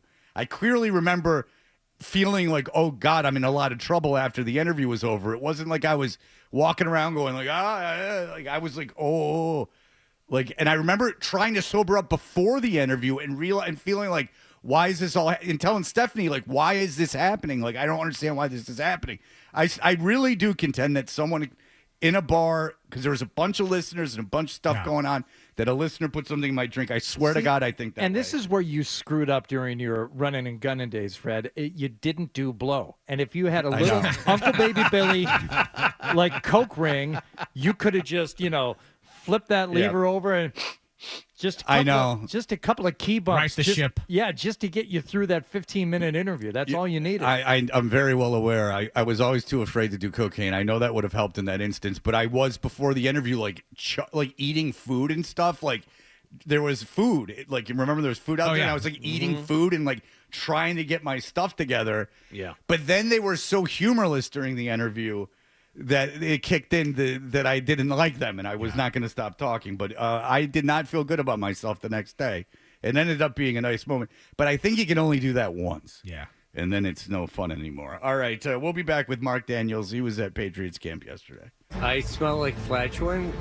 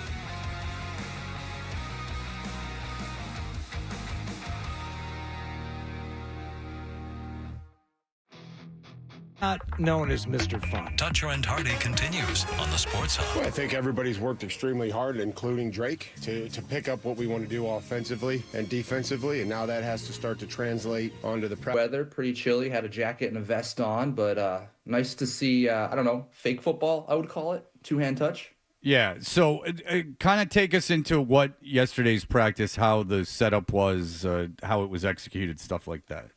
Sure. In OTAs, there are no pads. There's no contact. It's basically passing camp.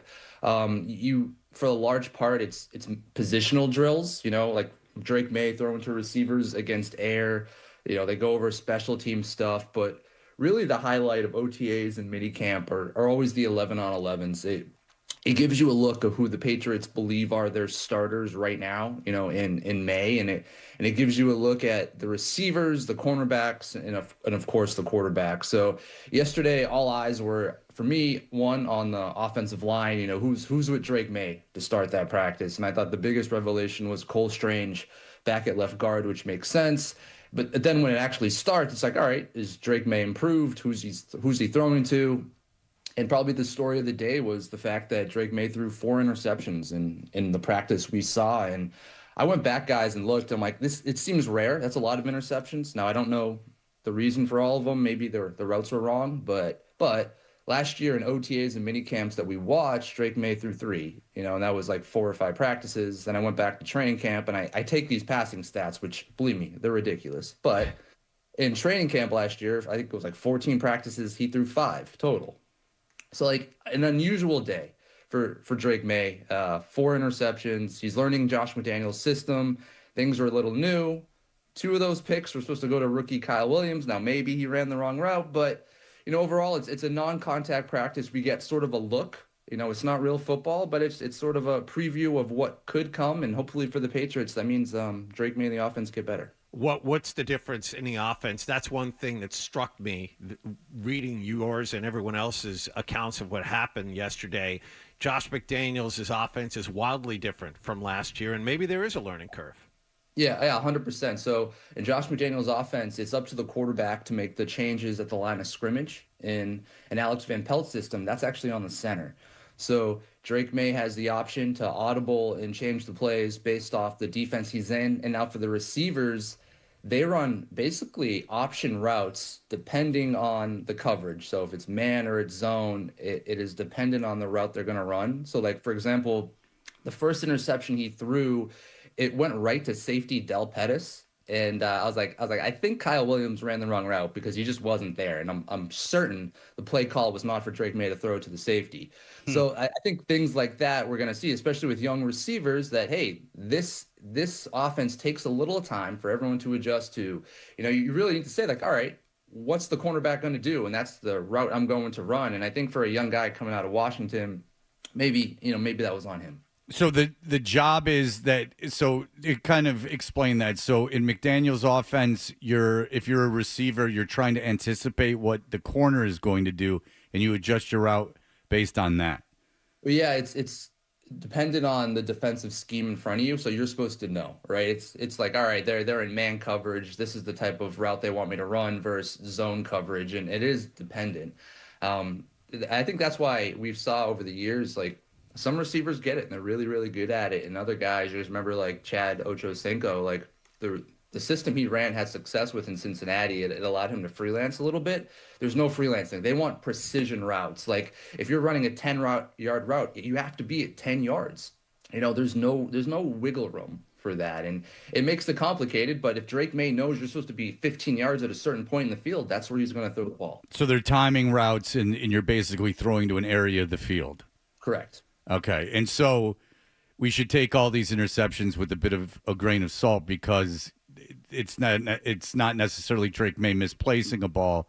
It could just be he's throwing to a place where the receiver is supposed to be, and they're not there. Yeah, absolutely. And another one of the interceptions, he was throwing the ball to Hunter Henry. He got picked by rookie safety Craig Woodson. Hunter Henry was immediately like, I got held, and that would have been a flag. So, maybe that one's off. There was one really bad interception. It was he tried to hit Pop Douglas sort of over the middle, and Christian Gonzalez just jumped it, and it would have been a pick six. Like, that was on Drake May out of the 4. Another one, he went deep to Kyle Williams and kind of overthrew him. And Christian Gonzalez is just so fast, he picked it again. So, hey, I'd say this, Drake May is going to get better this offseason because the starting cornerbacks, Carlton Davis and Christian Gonzalez are really, really good. I don't know how many teams on the roster will have a better pairing. So if anything, that's going to help Drake May. It's going to help the receivers too. Yeah, it's interesting because when you talk about Josh McDaniels and his offense specifically, you mentioned the Chad Ochocinco example, and it always seems to be an issue with the receivers not being able to fit into the system. Is it ever, with this type of system or with Josh specifically, has it ever been an issue for the quarterback? Because if they're just timing routes and all you have to do as a quarterback is throw the ball to this spot at this moment during the play and everything should be good, are there any quarterbacks or are there any examples where the quarterbacks don't necessarily jibe with that style? I'm sure there are. I think we're just I was so spoiled to start that the quarterback I watched for so long was Tom Brady, and he just did such a great job. And even like Mac Jones, Mac Jones was not everything you hoped he was, but if anything, he was really smart, and that worked with Josh McDaniels in 2021. And I go back to that year and I'm like, man, if Mac Jones did that with Josh and had a career year and was a Pro Bowl alternate, I can only imagine that like Drake May is going to pick this up at some point, because last year when I talked to coaches in that building, the biggest thing they told me surprised them about Drake May was his IQ and how fast he processed things and how fast he learned. So like for that reason, I think he's going to get this, and Josh McDaniels, if anything, has shown to be adaptable. He did it with Cam Newton, a much, much different quarterback. And, Cam Newton wasn't the greatest passer in the world, dealing with the shoulder problem that year, but like they still moved the ball on the ground with him. And I'm not saying it's going to get to that point, but I really think that Drake May will get it. I mean, hell, Jimmy Garoppolo, that one game he started against was Arizona, and then the half he played against Miami, he looked better than almost he did his entire career. And that was Josh McDaniels. So I think when it's all said and done, Drake May is going to be, pretty good in this offense. How does this year's draft class look? I keep reading about trivia on Henderson's speed. Oh man, I've never seen him live before. He's so fast. Like so fast. They were running these like short little pass plays, like screen passes and slants, and like he gets the ball and it's just like a rocket ship launching. It was really, really impressive. And again, there's no pads on. It's super hard to evaluate running backs, but like how quick he was on the field, I was like, all right, like day one, that's incredibly noticeable. Kyle Williams, he had an awesome catch down the left sideline. I think Craig Woodson was on him, but it was from Drake May, and he made this deep catch, beat man coverage, beat the safety. And I'm like, all right, if this kid can make plays like that, he has a chance to play. And then the big one for this offense is Will Campbell. And from day one, no surprise that he's the starting left tackle. Every team rep, he was there with Drake May. And then after the practice, the thing that stuck out to me was that Morgan Moses had Will Campbell like one-on-one for a while, and they were just going over stuff, and Will Campbell was like going over some techniques, and I'm like, this is great. He already has a mentor, and they're already prepping him to be the long-term starting left tackle. But I think so far so good. And a name I want to drop too, undrafted free agent, Efton Chisholm III from Eastern Washington, undrafted slot receiver. Guys, actually really stuck out. He broke Cooper Kupp's collegiate records, and I thought he was one of the I'd say the rookie stars yesterday. Led all players with 5 catches. Now, the 5 catches came from Josh Dobbs and the third-string quarterback there, but he's going to be a guy to watch in training camp. He might be one of those undrafted finds. When you see Dobbs, for instance, in like this camp, and it's the first day of camp, does he seem, because of his experience, to be like the most together out of all the quarterbacks, even though he's by far not the most talented? Does he seem to be the most composed and has he seemed to have picked up the system better than anyone else? You know what? Not necessarily. I think all quarterbacks actually struggled in the first 2 series. Like I had Josh Dobbs like 7 of 13. Like Drake May, he was 4 of 8, 4 picks to start. It was ugly, but then he finished like 7 of 8, so the rest of the practice, he was money. Josh Dobbs was like 1 of 7 or 1 of 6 to start. And then he finished 7 of 13. So everyone, like things started slow for the offense. It was like, all right, for like the 4th year in a row, the defense is ahead of the offense where we are. But I wouldn't say he flashed more than Drake May, no. Yeah, it's just interesting because I wonder if you've played in so many offenses, if you just have kind of like an understanding of football that maybe the younger players don't have.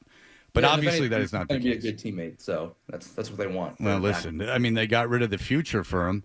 I mean, they made Milton hit the road, and the next thing you know, he's the next Joe Namath, and I don't know why they allowed that to happen. Joe Namath with good knees, as a matter of fact. All right, look, thank you so much. Mark Daniels, he's going to be at all these practices. He's got it all up there at masslive.com. Mark, you're the best. Thank you so much for joining us. Thanks, guys. Anytime. Thanks, Mark. See you, Mark. All right, I can hold back no longer. There has been big news in the Belichick world, and the New York Times is now. And the New York Times got real reporters and everything. No matter what you might think of the New York Times, they do, I know for a fact, have editorial and journalistic standards that are not, TMZ. They have to have. Then why are they failing? Well, I don't think they are actually. They're failing our president as they're not doing their job. They're fake news, according to the president. No, but failing New York Times. But I do actually believe out of all the newspapers, the New York Times, at least they claim to be doing very well financially. But I don't think the Athletic is, and they own it. So who knows? Who knows? Who knows? I don't know how the Athletic doesn't make money.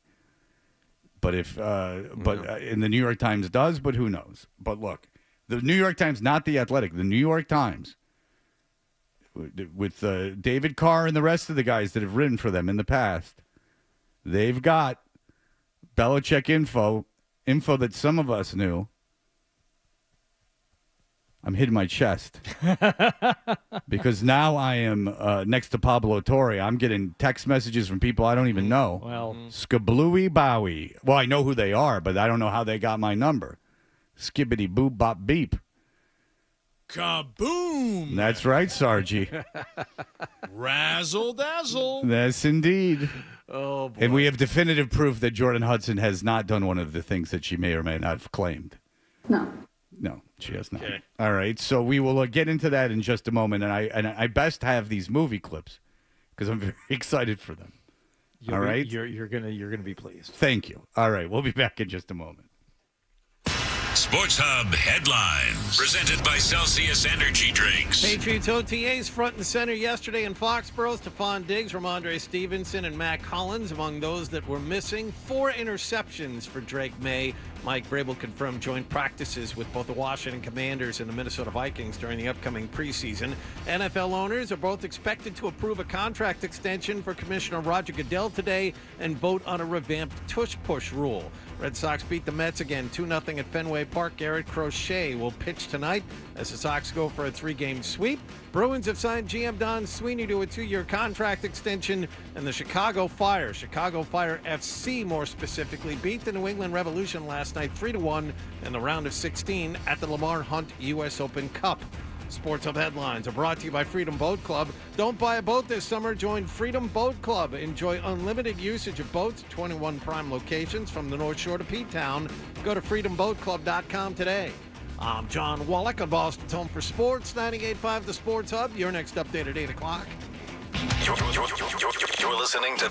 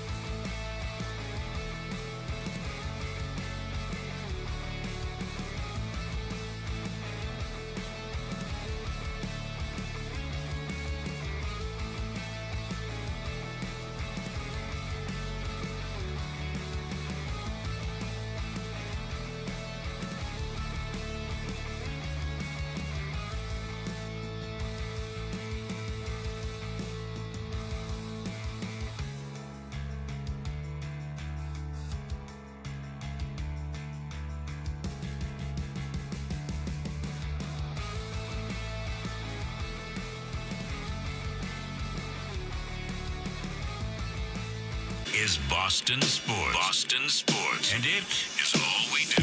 98.5, the Sports Hub. Hey, if your alarm clock sounds like this is the show for you. Toucher and Hardy, the Sports Hub. Legitimizes it. Yes. It's by a girl by the name of Catherine Runsom. Says Bill Belichick was always in control, then he fell for Jordan Hudson. The romance between Mr. Belichick. See, the New York Times, they say Mr. Belichick. They do these things. Legitimizes it. That gives them the Well, shut up, John. Yeah, the romance, you wouldn't know anything about journalism if it hit you between those four eyes of yours. The romance between Mr. Belichick, the 73-year-old former coach of the New England Patriots, and his girlfriend, Jordan Hudson, 24, or is she, has roiled the worlds of professional collegiate athletics. Well, so it says, in here it goes, Mr. Hudson told Lee's person that she and Mr. Belichick are engaged to be married. That's fine. We will get to that coming up after the headlines. But I do want to point to some things in this article. So they do quote someone. Someone is quoted about the situation. Now, you already know who it is. Yes. But it says, I think that it's ironic that a man who has really controlled everything, and I mean everything, now is being controlled by some other person, says this person, a former general manager of the Patriots. Now, who could this be? Is it Elliot Wolf? No, he's the current GM in title. Is it, well, Bill Belichick was the GM before that. Who was the GM before Bill Belichick? Mm-hmm. Do we remember? Jeez, Bobby Greer. Okay, is it Bobby Greer? It's no. not. What luminary is it from the Patriots that has gone as far as to go on the record? Because so many people are off the record. So this is who the New York Times went to. This is their go-to source. It's Upton Bell. Yep. Now, Upton Bell is whom? Upton Bell was the general manager of the New England Patriots in 1971, Fred. And when was the last time Upton Bell, you've heard his name? Well, he segued into radio after he got finished with his football life, and I remember listening to him when I was a kid in the 80s and early 90s. Ah, okay. So he is in the late 80s, he was doing sports talk radio. Yes, he was. I believe he might have been a guest a time or two on the old Sports Huddle. Back in the day. Well, with Eddie Andelman. With Eddie Andelman, that you hear so many things about. That you will see in a lot of Boston Globe articles if you read the commentary under any sports radio article about how they should bring back Eddie Andelman. Yes. Knowing the power of the people that comment under Boston Globe articles. Yes. That the people commenting under Boston Globe articles are in hospices, which Jordan will be dealing with if she stays married. Don't you worry. And we will get to that. There is some information in this article I did not know. Did you know that in January, Jordan Hudson posted a photo meant to invoke UNC's greatest athlete, the basketball luminary Michael Jordan, and seemingly inviting Nike to reach out to her for a brand partnership? She appears in a Carolina sweatshirt with a caption that reads, Air Jordan 1, coming fall of 2025. Consider this a formal pitch. Can you imagine would it be a comfortable ked, a white ked, as she will be nursing? What will this be? As she goes on to it. It will have to be Velcro if Bill's going to wear that, because you're asking an awful lot to have to continually tie his shoes for him. Yeah. That is, you want a Velcro situation, so at least they feel like they're doing something. Sure. You understand? Yes. If he's going to go, walk around the track, you at least want him to be able to feel like when he's in the locker room, he can put on his shoes. I thought he's going to walk through malls. No. She'll probably encourage him, like most old guys, to shave nude at the gym locker room, as was the case at Right. the YMCA in Newton when I used to go there. If you were in a war, chances are that you are uncomfortably nude for us non-veterans in locker rooms. World War II and Vietnam guys seem to be, because, what do they care? They're like, I was nude and I had to be naked all the time. I was worried about my life defending this country. We knew this too, but there are parts of it that I did not know. The summer of 2023, Jordan was spending time in Foxborough, Mass, where the Patriots are headquartered. When she attended training camp practices, she often wore red pants by the request of Mr. Belichick, who likes his women fertile but yet not able to reproduce at that time. that in there? Yes. Wow. He's like my dog. He goes crazy for my daughter's trash can. It's very well written. Yes, it is. Hey, can you wear red pants? Yeah. I want to know you're not menopausal. But no, in all seriousness, when she attended training camp practices, she often wore red pants at the request of Mr. Belichick. Now he's making requests. So this whole Dom Sim situation that a lot of people, mostly women, have proposed to me that Jordan Hudson is a Dom and financially dominating him. Fin-Dom, as we've learned. Right. As we've learned from Adam, who, if anything, would be the dominatrix, because if anyone's Fin-Domming him, they're just getting cans. So it says, at the request of Mr. Belichick, so that he might more easily spot her in the crowd, according to a person who knows Mr. Belichick and who spoke on the condition of anonymity, or some way to pronounce it that's not wrong. That fall, when the Patriots played at Gillette Stadium and stayed at a nearby hotel the night before home games, as mandated by team policy, Miss Hudson frequently joined Mr. Belichick there, according to the person who knows Mr. Belichick. The team's record that season was a dismal 4 wins and 13 losses. Mr. Belichick left the team at season's end. Now, I do not pretend to be a sports radio host, but could you say that Belichick, if he's asking his girlfriend to wear red pants during training camp so he can look at her in the stands, is maybe not completely focused on the matter at hand? If he knew, say, for instance, I don't know, Tyquan Thornton asked his girlfriend to wear a big Kentucky Derby hat with feathers and stuff on it so he could look at her in the crowd, do you think that might be a problem during training camp? Pretty much, yeah. Now, are you allowed, is the point of being at the hotel in Foxborough to have your girlfriend sleep with you so you can bang her the night before the game? No, I don't think that's the point of the because you could, if you're already like living around there, you could easily commute to Gillette the next day. I mean, if you're staying at a hotel the night before game days, right, wouldn't that be so you would be alone and can be completely focused?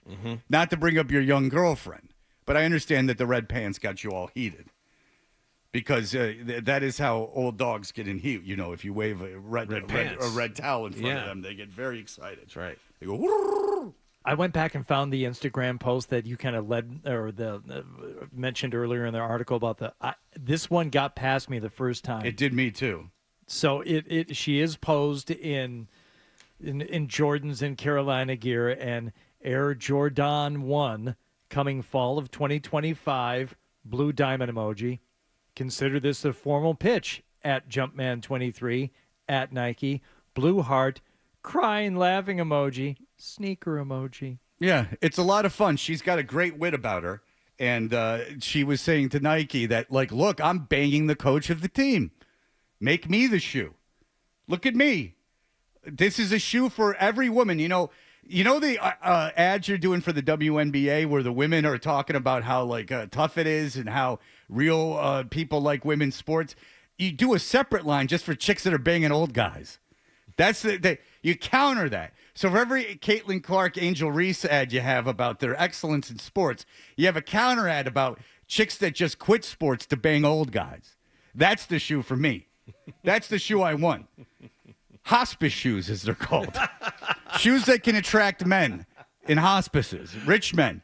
The finest hospices, not some state-run hospice, some Jack and Jill crank operation down the street, but a real hospice with real dudes in it, real rich guys. Nah, he ain't in hospice yet, but he could be, and we'll figure it out. We will continue to discuss the engagement of Miss Jordan Hudson and Mr. Bill Belichick. Does Nike make gripper socks? Because those would really turn them on, too. Oh, those are a rehab favorite. You can, when you're in detox, they give you those gripper socks. You want to keep them. Well, look. I'm happy. It's great. There is the Jordan Clapper, which they have now come into being. And also a brand of denture cream that I'm telling you works plenty well. It's they will not fall out unless you request to take them out. All right, so we'll be back in just a moment with more of this. Toucher and Hudson.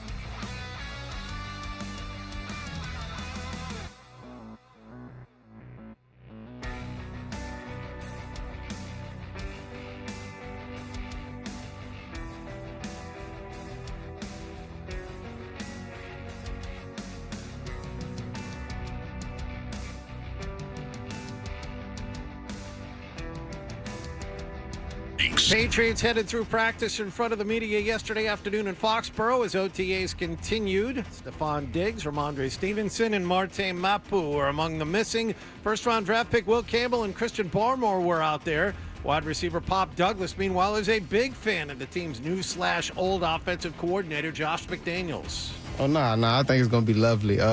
We just with the first 2 installs, so when we open up that book, it's going to be crazy. So, D forgot something on us right now, but once we open that book, it's going to come. Head coach Mike Vrabel also confirmed the team will hold a pair of joint practices, one with the Washington Commanders and one with the Minnesota Vikings this coming August. NFL owners will reportedly today approve a contract extension for Commissioner Roger Goodell. They are also expected to vote on a revamped tush-push rule. In baseball news, the Red Sox got homers from Rafael Devers and Carlos Narvaez. They beat the Mets again 2-0 at Fenway Park. Walker Buehler and manager Alex Cora both ejected in the 3rd inning for arguing balls and strikes. Bruins have signed GM Don Sweeney to a 2-year contract extension, and the Chicago Fire FC beat the New England Revolution last night 3-1 in the round of 16 of the Lamar Hunt U.S. Open Cup. Sports Hub headlines are brought to you by Best Ford. Looking for great deals on a new Ford? Go to the Best first. Best Ford in Nashua. Head to bestfordofnashua.com. I'm John Wallach on Boston's Home for Sports, 98.5 The Sports Hub. Your next update at 8:30. Boston's best sports talk. There's an app for that. Download the Sports Hub app for loads of stuff. Absolutely free. Connect with the shows, get podcasts, and more. Get it where you get your apps. Or at 98.5sportshub.com. It's called Rising and Grinding. Start your Got your finger on the pulse, Fred. Seldom right and never wrong. Right here. Is that Dutcher or is that Hardy? Kinda looks like a poodle. It's an effing poodle, dumbass. The Sports Hub. As we talked about, the New York Times has come out with an article of Jordan and Bill in featuring a quote from insider Upton Bell. Upton Bell, who was GM of the New England Patriots when? 1971. Well, now, in fairness, Bill was in his 30s, so that maybe he did have a relationship with him. That may be when Bill was with the Lions for that short amount of time. We learned that Jordan on her Instagram reached out to Nike in a fun way. I mean, who tongue firmly in cheek about releasing a shoe for herself. Hardy was doing some research also. She reached out to Werther's Originals to just have a deal to what she should have in her purse to hand to the kids when they're around.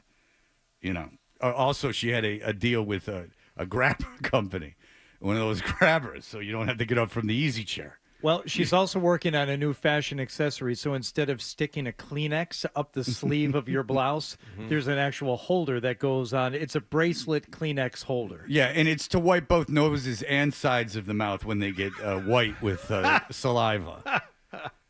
There's I've heard that if Bed Bath & Beyond is thinking about coming out, they're thinking about coming back just for the possibilities of sponges on sticks that are the Hudson Company.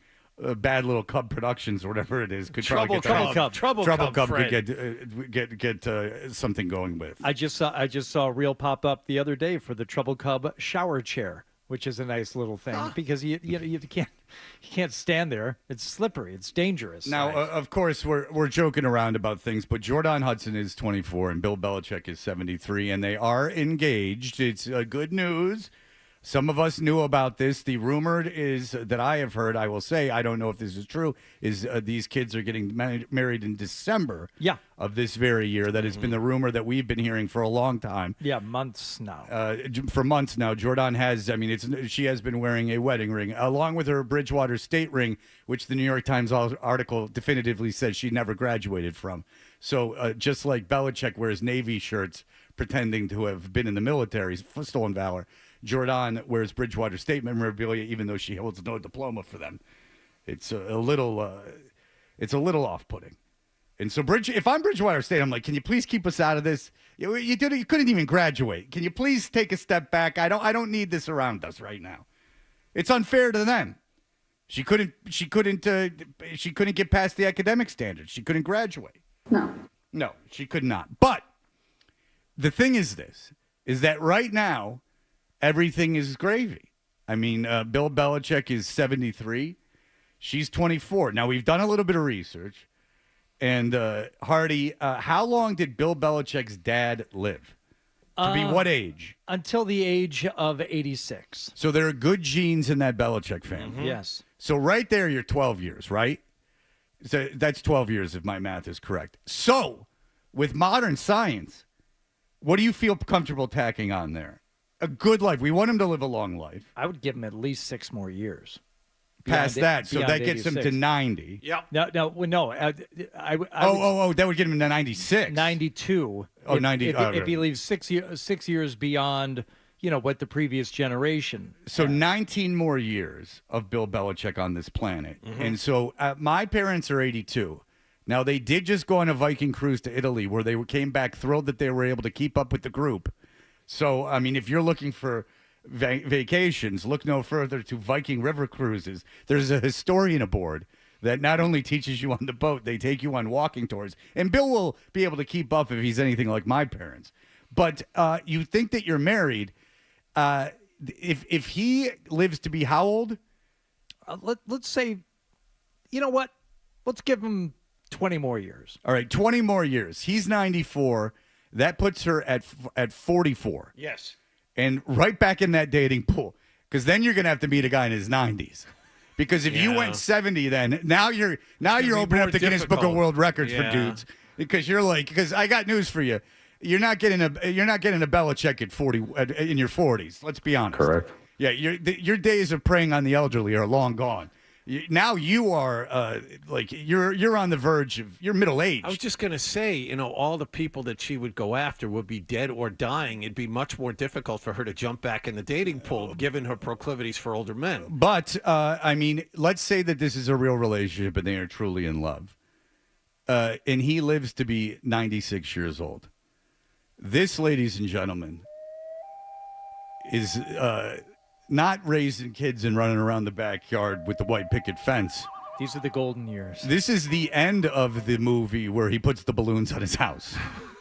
We fast forwarded it. This is the end. Chelsea's all grown up. She's going to marry that dentist in Brussels, and this is on Golden Pond. This is Henry Fonda out trying to pick some blueberries. Getting lost. No idea where he is. You know how you had to they just did a montage up until the old guy puts the balloons on the house and up? She skipped past the montage. She's just putting the balloons on the house. So there's a life that you got to, according to everyone, his family absolutely can't stand her. So she's being ostracized for the family. So it would sound to me like when it comes down to it, Bill's going to need a little help. One little way in the woods, there was nothing familiar, not one damn tree. So scared me half to death. I'm thinking of myself. If I was Zoe, my daughter is 14, and if she was to come to me in 10 or 9 years, depending on who you believe, and say to me, Dad, I'm marrying a 74-year-old. In 10 years, I'll be 60, so I wouldn't know what to tell her. I'd still be 13 years younger than Bill Belichick.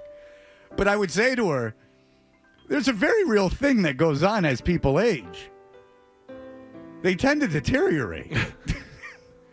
Again, this isn't running around the backyard, and the days of him lifting you on the beach are over. In fact, I would guess the days of him going unassisted on the beach are over. What are you doing with a daddy or something that's like me? I don't even know what that's from. It's on Golden Pond. Listen to me, mister. You're my knight in shining armor. These are days of the wiping and cleaning. And handshaking. And if it's anything like my parents, you're at the hospital a lot. And my parents, thankfully, are fairly healthy, but my dad goes to the hospital about like every other week. He's in the hospital. Now, let me ask you something. Is your father, this Viking cruise that they're on, is this indicative of something that they do regularly? Is he out and about a lot, or is he... well, I can tell you... Is he home relaxing? I can tell... Well, listen, you better get used to Fox News because it's not coming off. And if you ask an opinion, basically just Jesse Walters, whatever he said that evening, is on the table. A lot of interesting conversation. A rest I need.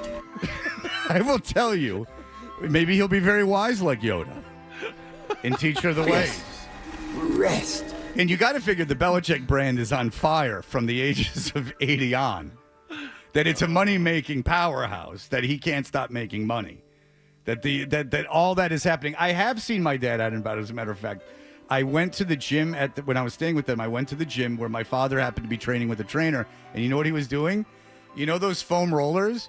He was standing on front of one that was on its end, and he had his hands on it to stabilize. He was literally standing in the gym with his hand on a foam roller that was vertical. That was what his exercise was. It's not an exercise. No, but listen, you'll be in your 30s and you'll have a guy who, for exercise, stands up with a foam roller, bracing himself.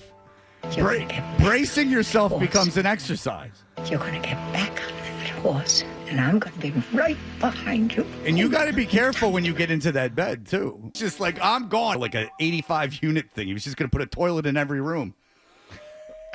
That was really the plan. He was going to turn it into a hostel. No, if he was going to. Adolfo was actually thinking about getting in on it. He hit his $70. I'm getting so sympathetic, I'm coughing. Well, I'm still blown away by the boat, like putting the +1 before the 8 rings, because she's more important than the Super Bowl ring. Well, but it's easier to repaint that way. That way, you're just adding the one plus. Because I don't have the visual. So you're saying you wasn't like. It wouldn't have been able to put it at the end. This is no yacht, or it's not even like a wood, like one of them wood, like sailing boats not that a are Hartford all whaler or anything. Yeah, this is just some boat that like a ski boat that they have on Tellico Lake. This ain't no big deal. The hell's he repaint? The paint job on that's cost more than the boat. Those boats devalue very quickly. JP, go ahead. Fred, I think you're missing it. That's why.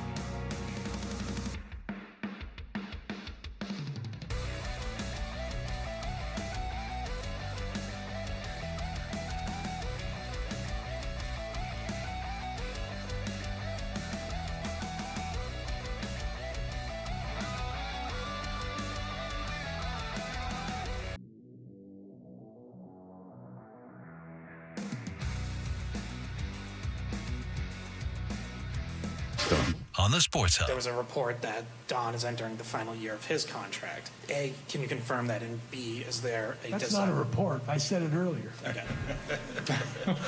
Okay, fair enough. You want to validate it?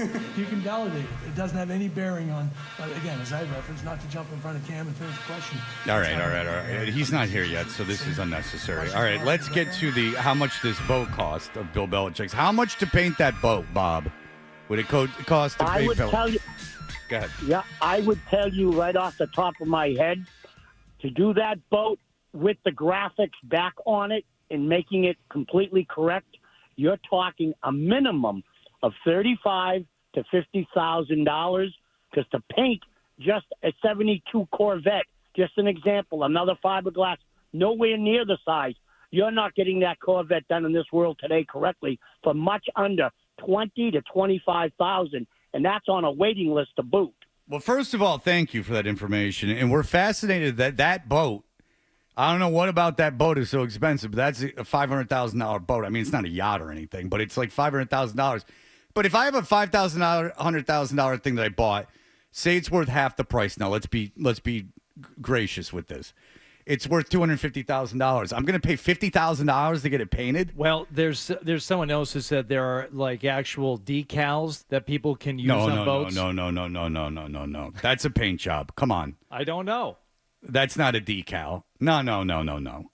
By the way, Bert Breer sent us this as he is someone who matriculates. I know that's not the right term, but he's a socialite in Nantucket for a couple weeks a year. I kid Bert. I love Bert. Linda Holiday, by the way, if you want to know what goes on in Nantucket and what you're missing by not being there, have you heard of this stroll party? I mentioned it yesterday, and I think we mentioned it. Maybe not at the time. Maybe we were off the air. But I know people who attended the stroll this year and or this past year. They go every year, and yes, this is the thing. This is the Christmas stroll. It's a big thing. So on December 6th, the people that usually leave come back and bother everyone, and in the winter when they're not wanted, the people that actually have to spend their lives on that island, the people come back, and Ashley and Kat Hess, who are the Hess twins, the DJ crew. Are actually the famous DJ crew. Did you know that they are Linda Holiday's daughters? No, I was unaware of that. Yes, they're a DJ crew. Yes. I always just knew them as the Hess twins. I thought they were Leon Hess's kids. Sure. Because their DJ is just a truck to drive around. That's their kid. That's their jingle. The Hess truck's here, and we're gonna be on the ones and twos all night. The Hess twins here, and we're gonna play. Don't worry, we'll play Celebration. So the Hess twins are there. They're the DJ. Hess trucks here. We're gonna play Celebration. So the Hess twins are spinning. They don't have a care in the world. So it's December 6th. Everyone knows the stroll's going down. And Linda Holiday's there, and she's supporting her children. Well, in comes Hudson, and she gets kicked out of that thing like nobody's business. But I have to ask you this: why are you going there? First of all, I don't know why anyone goes there. It sounds like a nightmare. But second of all, I understand maybe the draw of the Hess twins was too much for you to resist. But you're going to a party where Linda Holiday's kids are DJing. Stay away. Stay away. What do you think's going to happen? And apparently she's carting around with her Miss Massachusetts in the corner crying. That's my man now. According to Check TMZ, me out. According to TMZ, Linda Holiday said, and as for you, Miss Massachusetts, good luck to you. Because I have connections I'm not making this up. I have connections in the pageant community, and you're out of luck, sister. So you hit the bricks, and that made Miss Massachusetts cry. It's a whole weird scene. It seems like everyone's on some drug that makes them far too emotional. I seem to remember the story about Jordan showing up at that party where the twins were spinning, and she was there with a friend, and one of them, I don't know if it was Jordan, it would make sense if it were wearing a beauty pageant sash. Oh. I believe I saw that story as well. Yes. But I will tell you this, Nick. Let me get Grandmaster Flash's number to you, and we'll call him up because I heard he was at that stroll, too. It was where all the great DJs are. Unfortunately, many have left us too soon. But Mixmaster Mike couldn't do the gig. No. Cool Herc was unavailable. They you know what they did is they go to Ibiza right after that, the Hess twins, to every party known to man. Boy, Nantucket, it just sounds like such a pain in the ass with such awful people. We're doing a December 6th stroll. Mm-hmm. But if you're Jordan Hudson, why the hell are you going there?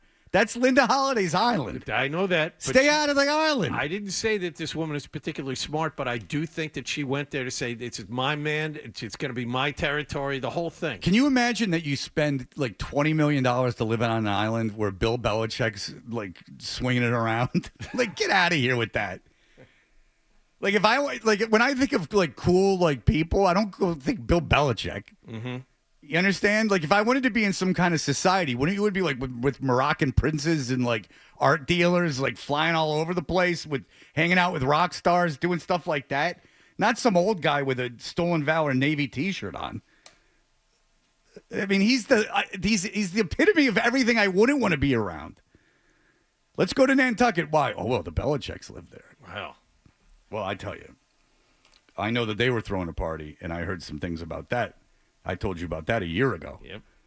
This is Nantucket. This has been the talk of Nantucket for well before the stroll. I'll have you know that. Well, we're all just catching up, Fred. And the news that we're able to ingest is glorious because a lot of us don't know that kind of thing. We're all just kind of getting up to speed. Well, Hardy, of course, knows people at the stroll, as he knew the guys that did the electric work for it. You get your hard hat on, you go watch. Yeah, he was there with the New England Power people. Took the ferry over special, did you? No, he was working on the motor of the ferry while he was there. Friends with a couple, they go to the stroll every year, and every year I ask them the same thing. Why? Why do you do this? I don't understand it. They all wet themselves about this thing where everyone gets hit with water like it's fun. I don't get it. It just Nantucket seems awful. If I had like $500 million, I would pay someone to keep me away from Nantucket, to put a fence around me so I couldn't go. I'd want to do. Now, I'm not above wanting to do cool stuff. Like if you gave me a house in Malibu or something and like let me hang out, that's fun stuff. I'd do that. I don't need to be in Nantucket with those people.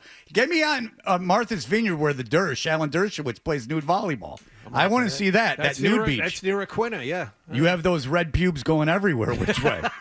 I'm not making that up either. Alan Dershowitz, America's lawyer, plays nude volleyball on a beach in Martha's Vineyard, the Dersh. Mm-hmm. And, he's famous for his red curly hair. Everywhere. Well, I would imagine. Hopefully he's hair suits, so we could see that. Yeah. All right. This incident report is something else. Yeah, let me hear the incident report. Ty, you sit there. You were late. I would burn that weird rotary to the ground. Yeah, I know. It's not good. All right, go ahead. At approximately 9:30 p.m. on the evening of Friday, December 6th, I was notified by Dreamland's programming and events manager, Katie McCavity, that Linda Holliday, mother of the DJs at the party, Kate and Ashley Hess, had requested to speak with me at the first floor check-in station. After approaching Ms. Holliday, she let me know she was upset by the presence of Jordan Hudson, the current partner of her ex-boyfriend Bill Belichick, at the party. Ms. Hudson was a paying guest. A concern had been raised regarding her behavior. She bought the 50-50 raffle ticket. She was out $5. Yeah. She had a whole stream of them. No concern had been raised regarding her behavior, nor had any issues been reported up until that point in the evening. The event began at 7 p.m. Ms. Holliday felt her presence was inappropriate. Since the event was widely advertised as a party headlined by her daughters, she asked that I remove Ms. Hudson. Yeah, I could see that. This is the most I know about this story. Well, we're learning it right now too. No, I mean like this whole thing. Like I've avoided everything I know about this has been against my will. Oh, well, welcome to the Terradome, my friend, because everything here is very much for my will. The perfect show for you to step right into. I'm sorry, this isn't going to your hardcore straight edge community, my friend, but this is... No, she's big there. Yeah. She is big. Jordan, big there. Well, did you see she had an X on her hand at the pageant? She spin kicks. She does everything. Yeah, she does everything. That was her thing. I asked Ms. Hudson if she thought it was a good idea to be there, considering the clear animosity the above individuals felt toward her, the official wrote in the documents. She defended herself by saying she'd done nothing wrong, and it was her first time attending Christmas Stroll and wanted to attend the big party going on that night, which happened to be featuring Youth the Hess today. twins. She was going to a Vedic retreat afterwards. She wanted to see a circle pit. Well, listen, it's also Krishnakor. Oh. Go ahead. She said she wasn't looking to cause any problems, but wanted to go out and have fun with her friend. Yeah, well, you picked the wrong place. Who was ID'd as Melissa Sapini, Miss Massachusetts, USA. That's what it said on her ID? 2024. You get to put that on your identification? Wow. It's right up there with your height and weight and eye color? Is she an organ donor? Is she an organ donor? Are you? I am. I am. You can take everything from me. My soul will rise as I have been baptized. Thank God. All right.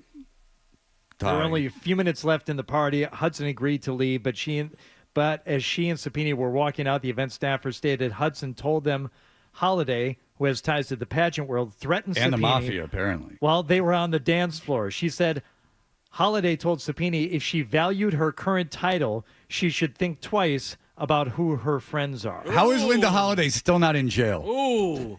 Thank God there's an incident report of this. That's what Suge Knight told Tupac. That's what he told Vanilla Ice when he was hanging him out the window. It's like, you want to be in this pageant? Death row, baby. West Coast. Then she gave this sign, if you're watching on YouTube. Linda Holiday, who was wearing all red, came after Hudson, who was wearing all blue.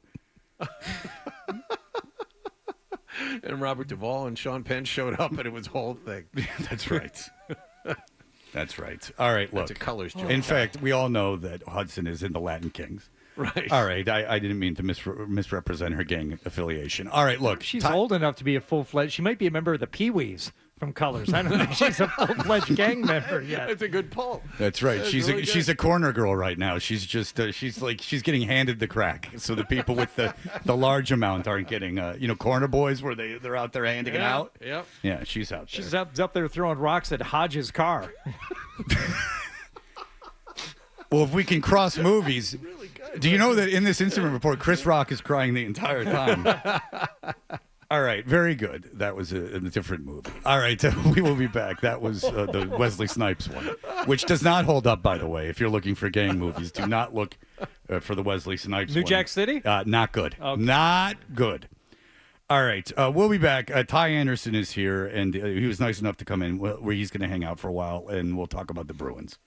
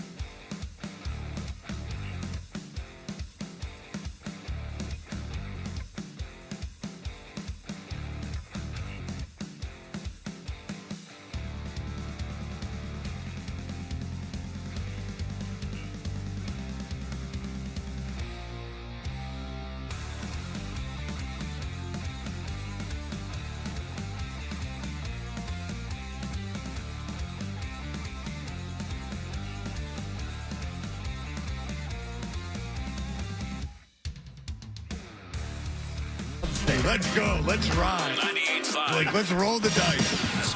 A few minutes, then we have Jared Weiss. Then if you could stick around. You came all the way out here. If you could stick around, please. It's just a timing issue. But just it's my own fault. So like that's fine. And plus, we were talking about something I love so much that I can't control myself. But you did hear yesterday the news that Sweeney has been extended.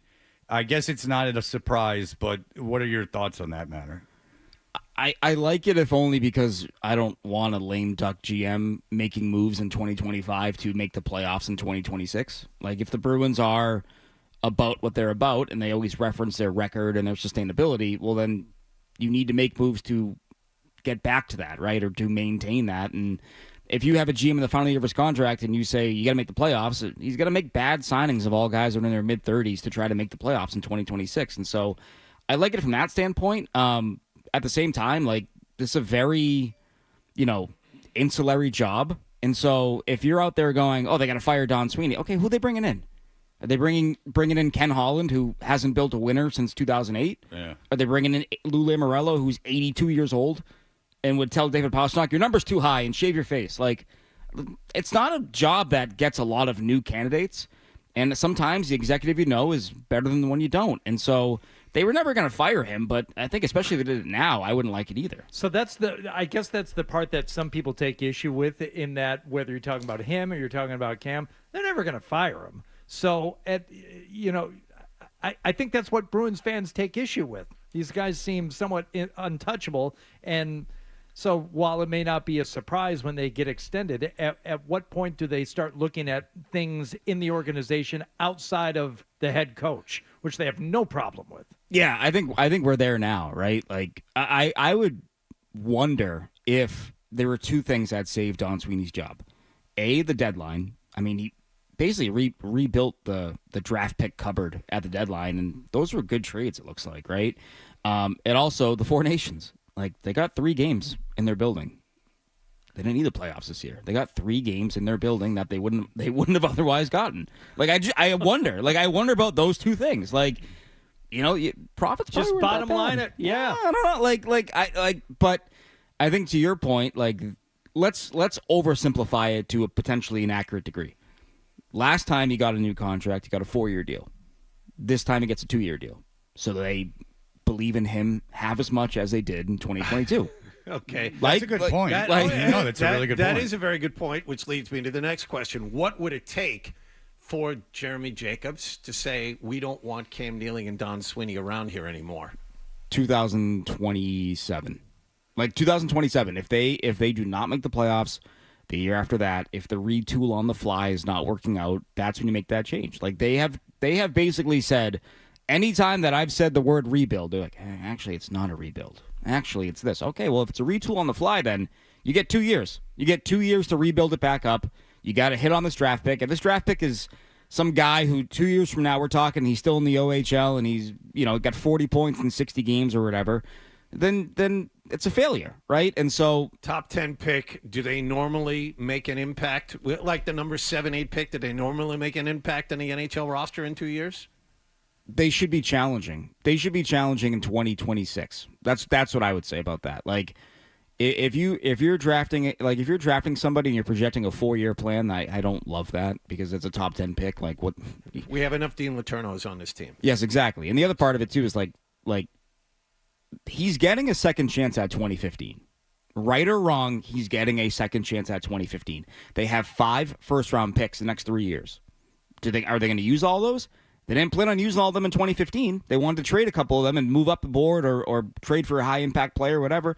He has a second chance at that. Deserve it or not, he's getting one. So how does he make hay on that? Like, how does he build the roster? How do they build the roster? But I'm giving it 2 years. Like, if it's looking bad in 2 years, first of all, I don't think they're firing another coach. I don't think they're going to be granted that luxury. You can't be doing that. No, you can't. This is a very important hire for them. And especially when the last 2 coaches you had, one wins the Stanley Cup, the other one takes a team that might have been worse than yours to the playoffs. Took Winnipeg to 7 games. I mean, you're firing guys that other teams are getting and are successful. Yeah. That's the thing. And Mad Dog even likes Cassidy. But but he did not like the way the new pope was named. Oh. He doesn't like the whole the smoke and everything. Vatican City, you can do better. He's like, nah, the Pope. He didn't like the way the Pope was introduced. Can you do better? Too Maybe much pomp and circumstance. different kinds of smoke. At TD Something Garden, like that. when they play the white smoke, it means another coach has been fired. Yeah, So- Facts are fact. Get it ready. And there's two. They can't keep the fire lit.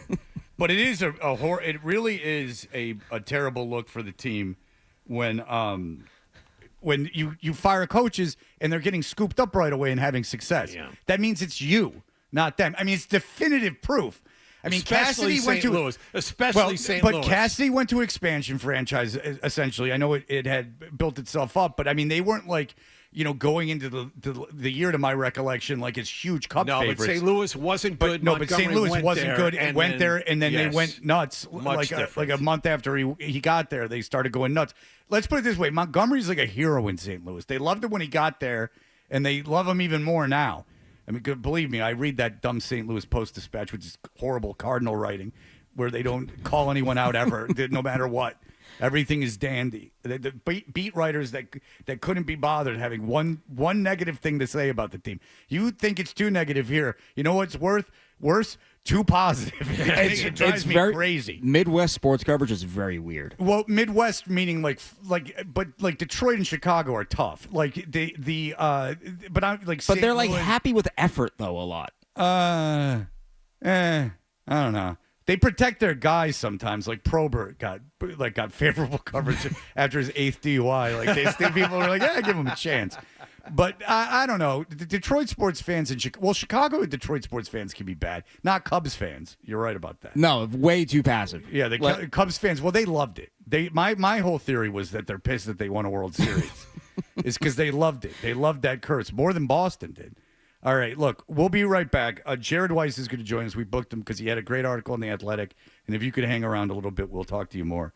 And you could even, if you want to talk about the Celtics, feel free to participate. We'll be back in just a moment.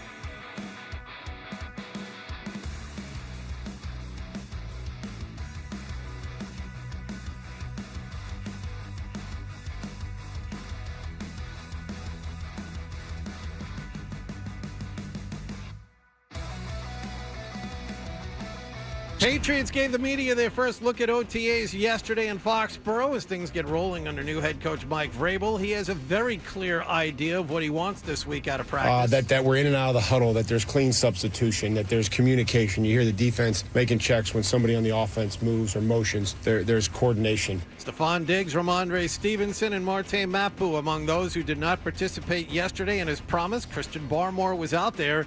Vrabel also confirmed joint practices with both the Washington Commanders in Foxborough and the Vikings in Minnesota during the preseason. NFL owners will reportedly approve a contract extension for Commissioner Roger Goodell today. They are also due to vote on the Philadelphia Eagles tush push. The Athletic is reporting the measure to ban it is likely to pass. The Red Sox got another great outing from the bullpen last night. They beat the Mets again 2-0 at Fenway Park. Walker Buehler and manager Alex Cora were both ejected in the third inning. So one night after throwing 4 1/3 innings of shutout relief, 6 pitchers put together 6 2/3 innings of shutout ball in the win. Garrett Crochet faces the Mets tonight. The Bruins have signed GM Don Sweeney to a 2-year contract extension, and Chicago Fire FC moving on to the quarterfinals of the Lamar Hunt U.S. Open Cup. They beat the New England Revolution in Providence last night 3-1. Sports Hub headlines are brought to you by the $14.99 Big Deal Meals at the 99, like the crispy fried twin catch with North Atlantic cod and crispy shrimp. Available every Monday through Wednesday for just $14.99. You gotta love the nines.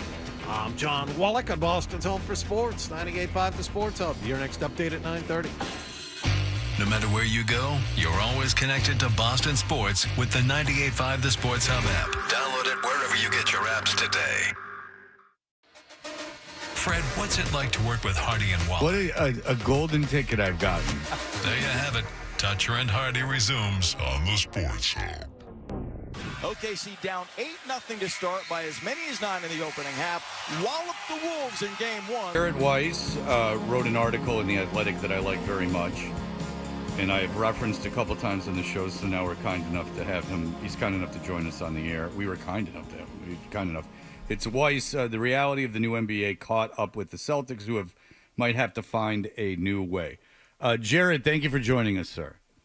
It is so kind of you to have me here. How generous of you. Thank you. Yes, we're giving you this megaphone, this outlet to speak to so many people. So please use this responsibly and speak truth to power, if you would, sir. All right. So here's the deal. We'll get into like the way the offseason has to be handled financially, but the thing I was interested the most with your article was that the NBA is always evolving and changing, and that Missoula's way of playing was innovative 3 years ago, but now maybe the way I took it is maybe the NBA is caught up to it. This is just the reality of the NBA. Like this is what happens every year. I think maybe it's being accelerated lately just because teams are coming in more skilled. Like there's more skill across the board now in the NBA, and the Celtics probably maximize that in a way that we haven't quite seen, where like I talked about it a lot last year. That team last year, it was an 8-man rotation where every single player could put the ball on the floor, could shoot from pretty much every spot on the floor, could create from every spot on the floor, essentially. We had never seen a team that can do all those things with every single person in their 8-man rotation. Like even Oklahoma City Thunder, like Hartenstein doesn't shoot threes that much. Like there's at least like one person where there's some hole offensively. The Celtics did not have an offensive hole last year, and that was like probably pretty much unprecedented. And so that's what made them so great. And unfortunately, in the NBA, you get like 1 to 2 years before the rest of the league starts to catch up to you, or just like everything lined up at the right time. And the Celtics, it just fell apart a little bit faster. And I think that's mostly due to health. And I try to hammer that home in that piece. Like the reason they went home early is because they weren't healthy. And it doesn't mean that there's no excuse for some of the ways that they played in that Knicks series. Like, yeah, they played pretty poorly a lot in that series. But also, like, this is the reality. It's just like teams fall apart very quickly with the way that the game is played and how fast they have to run up and down. Guys get hurt more often. Guys get tired more often. And this is just how it goes now. And unfortunately for the Celtics, it just went faster than they expected. Okay, one of the health things, obviously, was Kristaps Porzingis. And in this style that you write about, Jared, you talk about how even if they surrender a lead, you've got a stopgap in Porzingis who can go out there, be the unicorn, and he can, he can put some points on the board for you. Fine, I get that. He's not healthy. They surrendered leads and they weren't able to get him back. However, they won it last year without him. So how much did he factor in and his health factor in to them exiting early this year?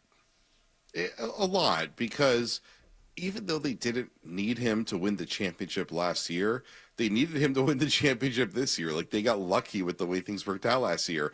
Everybody last year was shooting so lights out. Everybody was so good offensively.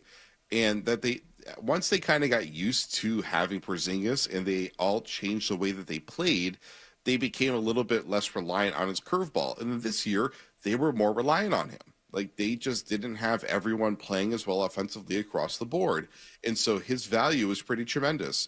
Like, they really needed him running pick and pop. And that was the big thing that they were missing in that Knicks series, is that they didn't have Porzingis middle of the floor, setting screens for Jason Tatum, popping back to 30 feet and burying those threes. And that's something that Karl Towns does really well. And that was very helpful for New York.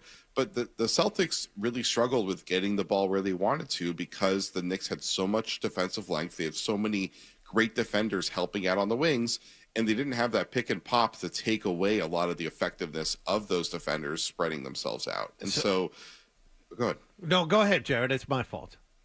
I was just saying, so they sucked. Okay. Before we get into possible personnel moves, and there are going to be at least a couple this coming off season, we were talking about Joe Mazzulla earlier this week and how receptive he is to changing what he does on offense. Mazzulla ball is 40, 50, 63s a game. This personnel is going to look different. As you mentioned, the league is caught up to what he is doing. How receptive is he to changing the way he does things?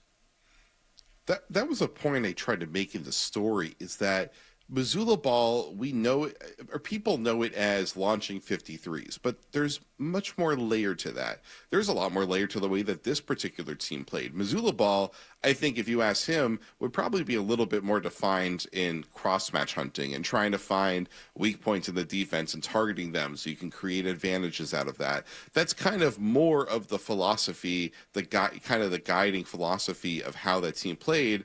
And the threes were a kind of a production of that operation. And so the big thing with Joe is that Joe is coaching to the roster he had. And we saw this year, they changed a little bit the way they played. They ran more double big. There's all sorts of things that they did differently. They didn't run all the same actions that they ran last year. They were a little bit more geared towards back cutting along the baseline this year. There's stuff that was different about the way that they played. And that's going to continue to evolve as they get different personnel, because the personnel they get over the next year, over the next couple of years, they're going to have different skill sets. They probably are not going to have the same well-rounded team that they had last year. They're probably never going to have that again. And it's not to be discouraged. It's just that, like, that team was absolutely incredible. That was one of the best teams we've had in the NBA in a while, and matching that is unlikely. So Joe is going to have to change some of the things he does, especially because Jason Tatum, when he comes back, is not going to be the same player. He might get there eventually, and even when he does get to back being 100% healthy, he's probably going to have to change some of the ways that he plays the game. He's probably going to need to post up a lot more. He's probably going to need to catch the ball in different positions. He's probably not going to want to explode off the dribble quite as much early on, because it's hard to do that when you just tore your Achilles. So there's going to be a lot of things that they're going to have to adjust, but Joe has always been very malleable. And I think that because he is a little bit dogmatic, he's a lot of bit dogmatic in the way that he operates, people assume that he is very stuck in his ways. But the thing you have to understand about Joe is very open-minded. Like, open-mindedness is kind of at the core of who he is. So I expect him to adapt the way he operates. Three-point volume is probably not going to change that much, but that's a principle that most of the leagues, is following. Like last night, Minnesota took 50 plus three-pointers. Like, this is what teams do now. So if people are freaked out by the idea of taking a lot of three-pointers, that's just what the norm is in the NBA. Yeah, it was unsettling to see so many guys play so poorly, because going into that series with the Knicks, it was evident that you could have bad games out of even your top two guys. Tatum and Brown could both afford to have bad games, but as long as Derek White was still going to play okay, and you could expect Al Horford to make a few, and going deep into that 8-man rotation. Let's say that Porzingis actually was healthy and able to play, and Pritchard were able to contribute. You could have still won and certainly not lost those first two, except for the fact that everybody seemed to play poorly. I mean, you got like 3/4 of a good game from one guy in each of those first two, and if you have a faltering to that degree, you're not going to win. And maybe Missoula looks at that and says, you know what, that's anomalous. I'm not going to have all of my guys have a bad night on the same night again, so maybe I don't have to change all that much. I don't think this series necessitates that much change. And also D. White was very good. D. White, he needs to deserve credit throughout this whole season, was great, playing at basically an all-star level. And that's important for the Celtics to recognize as they go on to whatever changes that they're going to make. I think D. White has proven himself to be a legit complementary star player. And he's in his prime, and he's relatively healthy, and the Celtics can count on him. So that's an important thing for them going forward.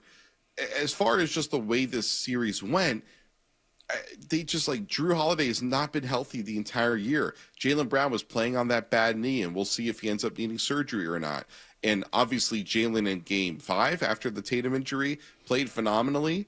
And sometimes guys just have that adrenaline bounce when their back is truly against the wall. But aside from that, he was very disappointing in this series, and he very much did not live up to his standard. And we all know that.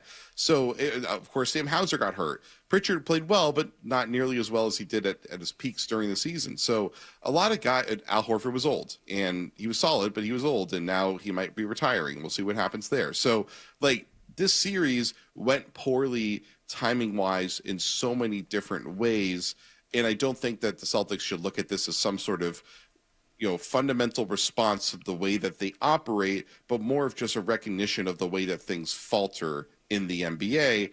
And I wrote about in the season, in the book about, or not the book, the article about how maybe running it back completely the same way wasn't the optimal decision when you look at it in hindsight. And I was making it clear that's from hindsight, and hindsight is always 20/20, and we can't look at hindsight as this was obvious. But every team usually needs some one change in its rotation to provide that fresh spark. And that looked really missing in this series. And so maybe going into the future, this is a reminder of why teams tend to have one change in that rotation to provide that fresh spark. What do you think the leash on Missoula is now? It's an interesting thing because, look, losing in the second round is disappointing. 2 years ago, the loss to the Heat was disappointing, but you did win a championship. But as we know, that's almost a death knell now for coaches in the NBA, unfortunately. No kidding. Unfairly, I mean, Denver fired a very, very good coach who I don't believe that he was a problem there.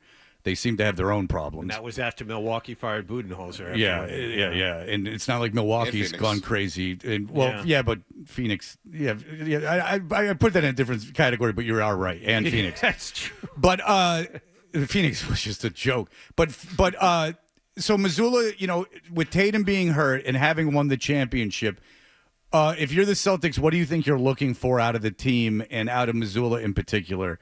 Since the NBA, short of guys like Popovich and, the situation in Miami, it seems to be a churn and burn business.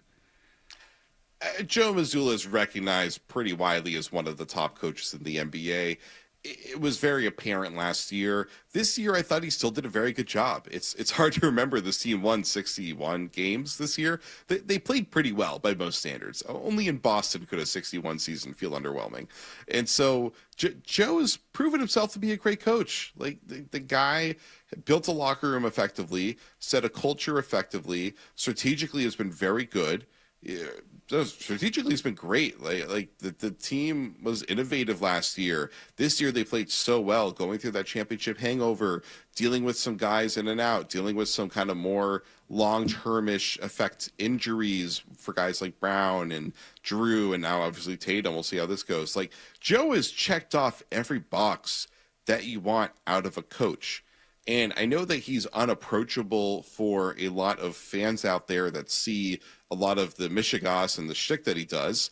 But I think we've educated the public enough on this about how great he is when he's away from the podium. He's not doing his thing at the podium. I think he's also shown himself pretty well at the podium this year to make himself feel more accessible. So, like with Joe, I think Joe is in the category of coaches that are not going anywhere, that have proven themselves to be worth holding on to through whatever situation you're going through, whether it's a rebuild or whatever. I think Joe has bought himself a good amount of time here because I think he's proved himself to be such an effective coach. Obviously, Kristaps Porzingis and Drew Holiday have the bullseyes on their backs this coming summer as far as being shipped out. But what big surprise do you expect from this team this summer?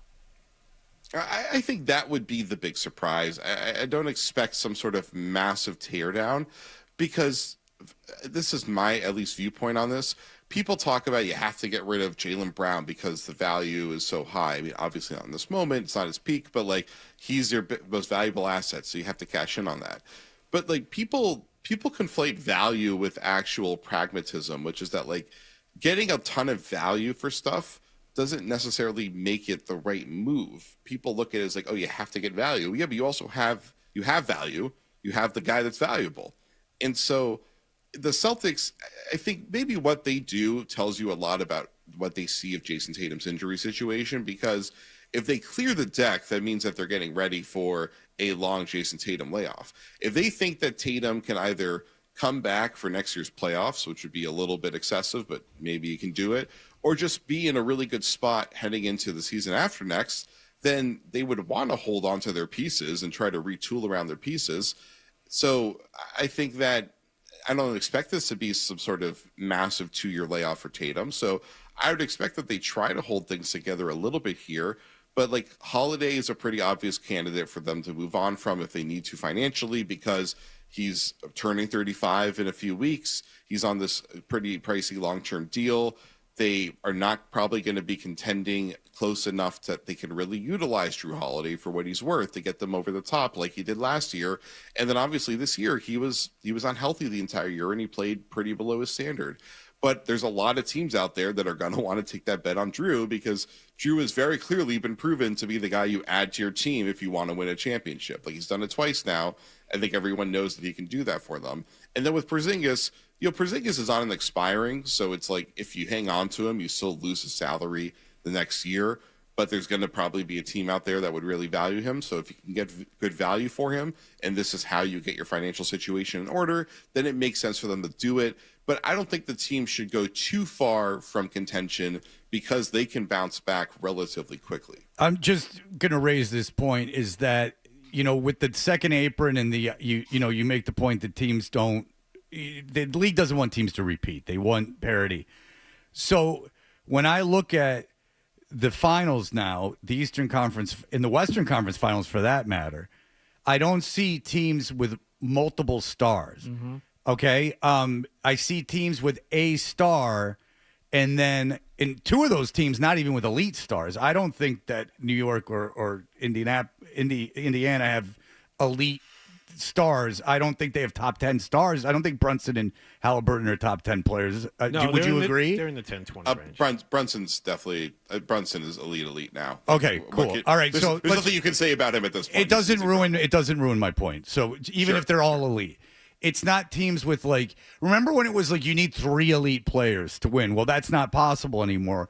So I was just wondering if the Celtics take advantage, meaning this is not ideal, but take advantage of this time without Jason Tatum, because it's more important to have the surrounding cast around the star, like a full deep team around the star, like the Celtics had when they won the championship, but you can't do that anymore, than it is to have the 2 stars and we'll figure the rest out.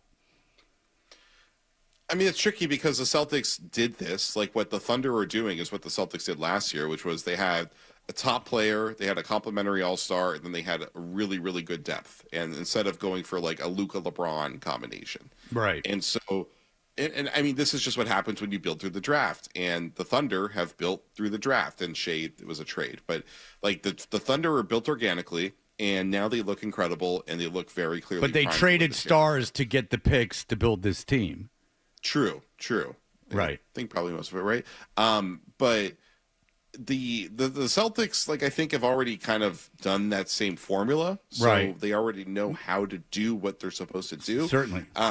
I don't. The thing is, like, the Celtics cashed in good assets to get to where they got to, and they're not quite as asset rich as it was before. So it's a little bit harder to replicate the same buildup that they did.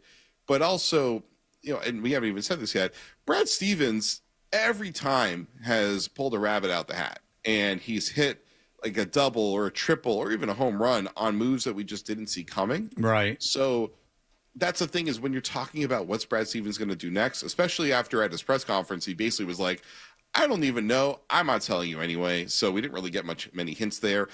He's going to do something that we don't see coming. That's his thing. And it's tended to work out very well so far. So when you're wondering, what do the Celtics do from here? Unfortunately, it's a trust in Brad. Like, you just have to say, Brad probably is going to figure something out pretty effectively. And I believe that it's just fun to speculate. It's just, It is fun to and that's why I loved your article, because it's about the evolution of the NBA and how things are changing continually, and that means teams have to change on the fly.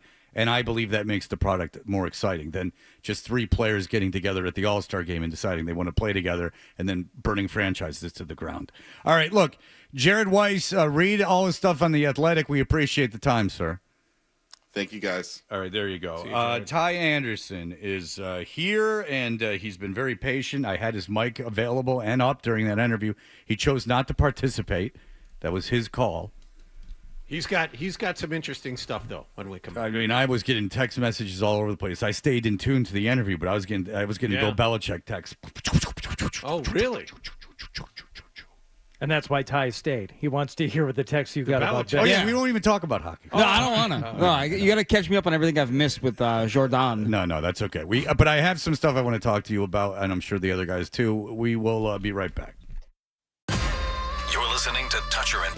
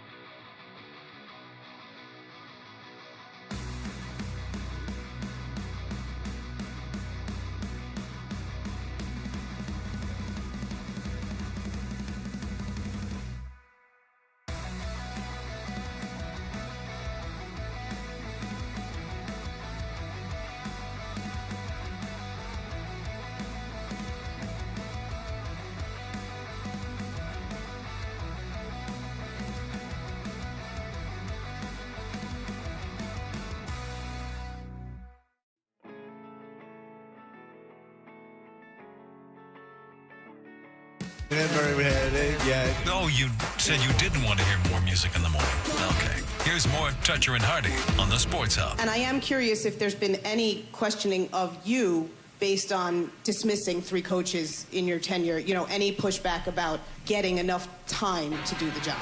From the coaches themselves, I'll call you up and let you know, Kara, if somebody turns it down the invitation to hear you for one of the most historic jobs in the National Hockey League. Down, but just I understand. have that conversation.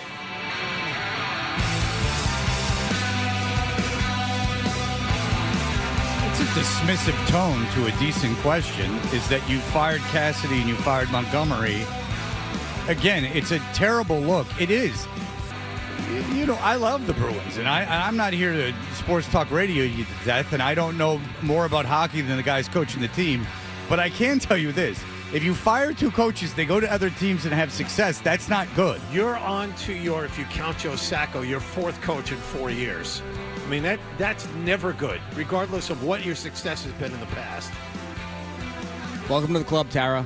The dismissive Don Sweeney club. Well, it's just I obviously don't care for the glibness of his answer. What, from the coaches themselves? Turned down a chance to coach one of the original 6 premier franchise in the country? No, I'll let you know if anybody dares to scoff at it. Of course that's got to be a consideration for a coach. Now, if you're desperate and dying for a job, yeah, I suppose that's a chance you're willing to take.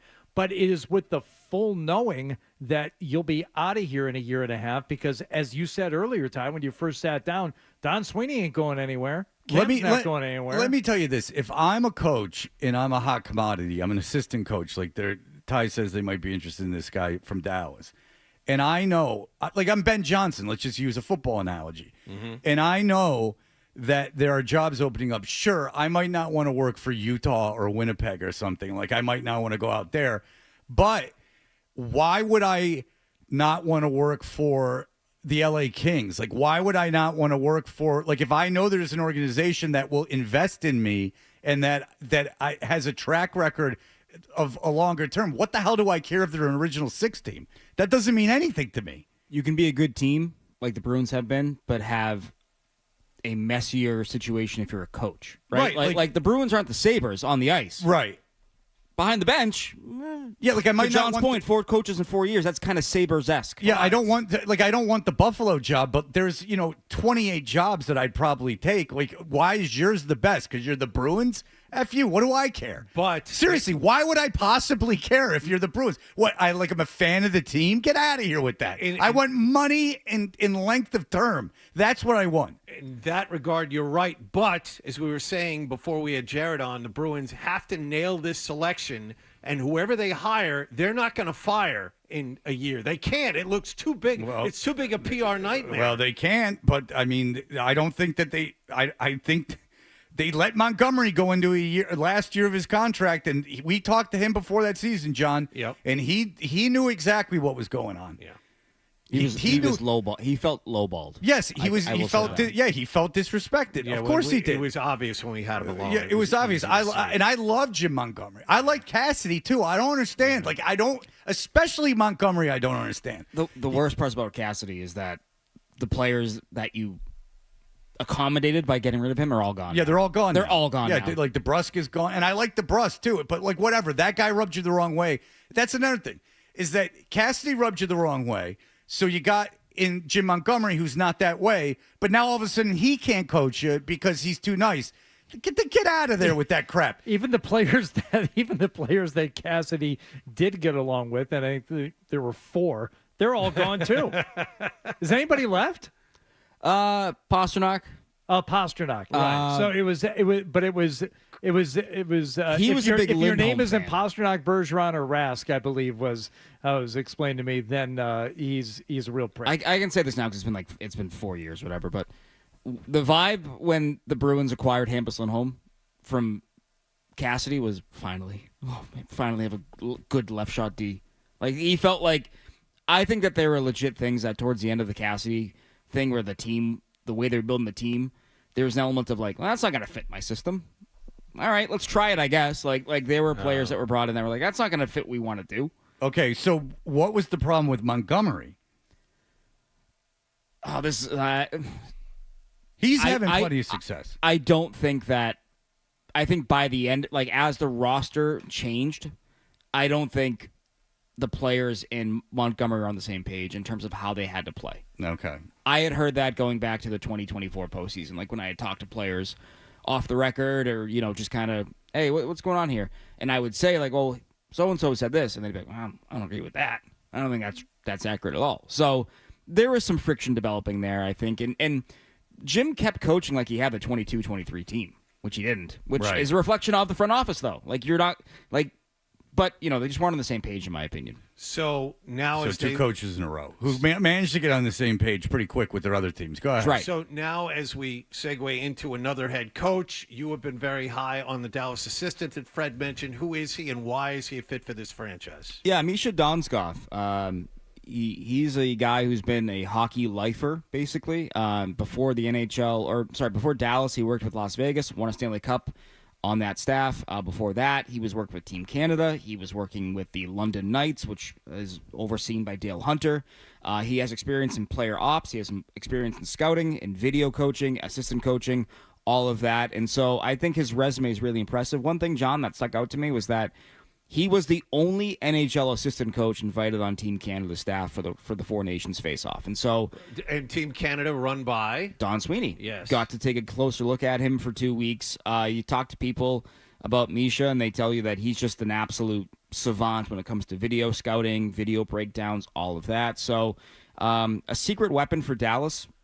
Can he be a head coach? That's obviously the big question with any assistant coach, but I got to be honest with you guys, I would want that over a guy that we've seen get fired by another team. Like, people talk about Jay Woodcroft. I have nothing against Jay Woodcroft, but I don't want that. Where I is want he?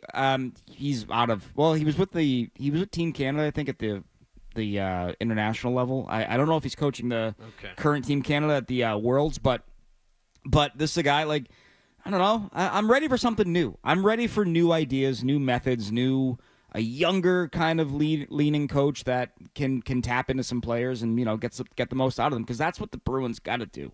The Bruins have to get younger players. They hate their draft record. I would also say their development model is kind of crappy too, where they bring in every young player and they go, "Oh, you got to be a mucker, you got to be a grinder." It's like, nope, stop doing that. Game's not going that way anymore. Yeah. So with this Misha guy, you said he's mostly like a behind-the-scenes, an analytics guy, a tape guy. But as soon as you said his name, looked him up real quick, the players all seem to love him because he's one of those assistants. He'll go work one-on-one with a guy. Do you get to do that as a head coach as much? I mean, you see players, and we used to see him at practice. The coaches are out on the ice, they're with them, but that's at skate-arounds. When it comes to the actual work being put in, does the head coach get to do as much of that? I think you can now. I think you still can. It's just like the relationship, you got to be on the same page. But I think some of the best conversations are when, a head coach is, for lack of a better word, one of the boys. You know what I mean? Like knowing that, all right, this guy's going to fight for you and I'm going to fight for him. Like, I think there's value in that. And so I think you still can be like that. Obviously, you got to know when to be the head coach versus the shoulder to lean on, so to speak. But I do think that communication and being on the same page as a head coach and with your star players in particular, it's more important than ever, right? And that's why, in my opinion, Joe Sacco and Jay Leach have been considered, because they have backers in that room. They have backers in that organization that go, no, that guy is, I like that coach. I like him. I like the way that, They didn't play very well for him. The team was so bad, man. It's so hard to judge. But at the same time, you watch these games and you saw it night after night. Sometimes the effort wasn't there. Regardless of the talent, the effort wasn't there. Here's and they the deal. would get rolled. There's a very good possibility, and how the hell would I know? Ty would know, and they would know, that Joe Sacco can be a great NHL coach. There's probably a chance. Who knows? The point is, you can't. You gotta start fresh. You gotta bring in a new mind. And then, you know what? When the players revolt, which one of you do I have to care about? Two of you. Really? I mean, you're saddled with Swayman, but that's a goaltender. I mean, but if I got to work the room, I need to worry about two of you, basically. And if I go to the front office and I go, Jabroni, if I'm saying to you, Casey Middlestad is pissed off at me, get him out of here. You know what I'm saying? I agree with that. Yeah, if Mark Kastelik is coming after me, I have to look at the roster. Get him out of here. Wait till they edge. I mean, what is their roster right now? No, I'll tell you what their roster is. Their roster is Pasternak, Lindholm, Elias Lindholm, Casey Middlestat, Pavel Zacha, McAvoy, Hampus Lindholm, Nikita Zadarov, and Swayman. That's their roster. You got 4 guys that you're saying you're not trading those guys, right? And some of that's debatable. So I mean, get those 4 guys together, and I think Pasternak I can't imagine being a problem. Maybe I'm very wrong. Pasternak's gonna be the captain. Yeah. So Pasternak I haven't heard. I haven't heard anything about. Maybe Ty has. But, no. Yeah, I think Pasternak, despite some reports, is a really good teammate. But no, I don't care that he said. I'm not taking shots at anyone. I just everything I heard, he's like a really good guy. But and if McAvoy's a big problem, then you gotta think about what you got to do. Have we just definitively now, because there has been discussion about it, I just wanted on the record, absolutely in concrete, have we reached the mark now for Florida Panthers games that Brad Marchand has played in where the Bruins have secured a first-round draft pick for him? Happened last night. With the 13th game, because he has to play not more than 50%, but 50%. And they can only play 26 now. 26 max. now. So now we're there. It's a top 10 protected pick, which is not going to be an issue. All right, finally there. And by the way, there is some breaking news. The Lions have withdrew their playoff reseeding proposal. Okay. That's now there's just the tush push looms. Yep. All right, Ty Anderson, he does a great job. Check him out. He's writing all the time on 985thesportshub.com. He's got the hockey show on the weekends. Everyone listen to Ty Anderson, and we didn't even get to reseed in the playoffs and everything else they've made mistakes about in the NHL. Thank you, Ty. It's terrible. It's terrible. And if you still feel the same way about Mitch Marner, I had questions I still could have asked. I know. But I don't think he's coming here. Yeah. And, well, I don't know if you want him. I don't like the way they play in the playoffs. Can we turn away talent? Can we do that? Are we in a position to go, no, 13, I don't like it. 13 points Listen, in 13 playoff games. If they signed him, I'd be happy. If they don't get him, I'm not going to cry. Let's Can't take minutes away from Marat Husadinov. If they got, I just wanted to know if you're as hot on Mitch Marner now as you were before. I would not turn him down. I want that on the record. He's not Elias Lindholm. Is he $14 million? Is he worth that? What else do you got to spend it on? That's what I mean. Who else are you going to get? But anyway, all right, thank you, Tyler. Patrick Brown? What are you going to do about him? Yeah, right. I don't know. Yeah, exactly. There's no one waiting to take that spot. I agree with Ty there. All right, we'll be back in just a moment. Sports Hub.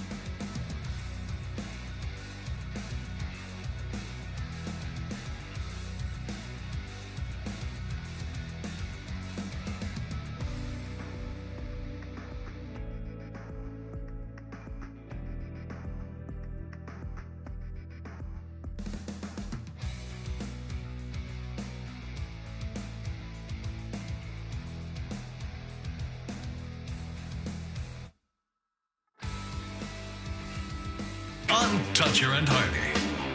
Hey, he's from Athletic Stock, or he's at least produced Athletic Stock. And it's a nice thing. He's like speaks of his own playing in high school, but he makes this point at the end, and I'm just interested if you think this is accurate. Indeed, I do like the piece, and this is not why I brought it up. I want people to read it, and it is true. Like if you have a senior, my son's a sophomore, but if you have a senior, they just had their last game is today. But essentially winning that ISL thing was was really the last game.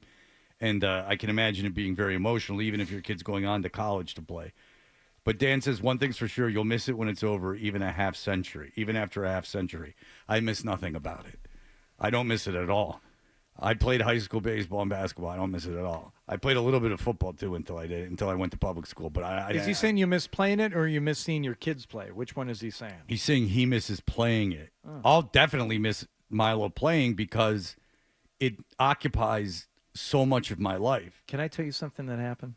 You'll appreciate this because you and I feel the same way about this. When your kids are babies and you have in-laws, you have other people coming, it's like, cherish this time. They grow so fast, and and you're thinking, get me out of this hell with this infant or this toddler, this unresponsive first 2 box years of are a trying. blur. Right. Yes. That's just the joy to misery ratio is so tilted the wrong way, and I'm just like, you're an idiot. I will not cherish this. There's nothing to cherish. Nothing. I'm in line at a bookstore before Mother's Day. I'm out there shopping for my son so he can give a book to his mother because he couldn't be bothered to accompany me to the bookstore. I'm like, you know what? It'll be easier if I just go. You stay here. I'll bring you home Chick-fil-A. Just stay.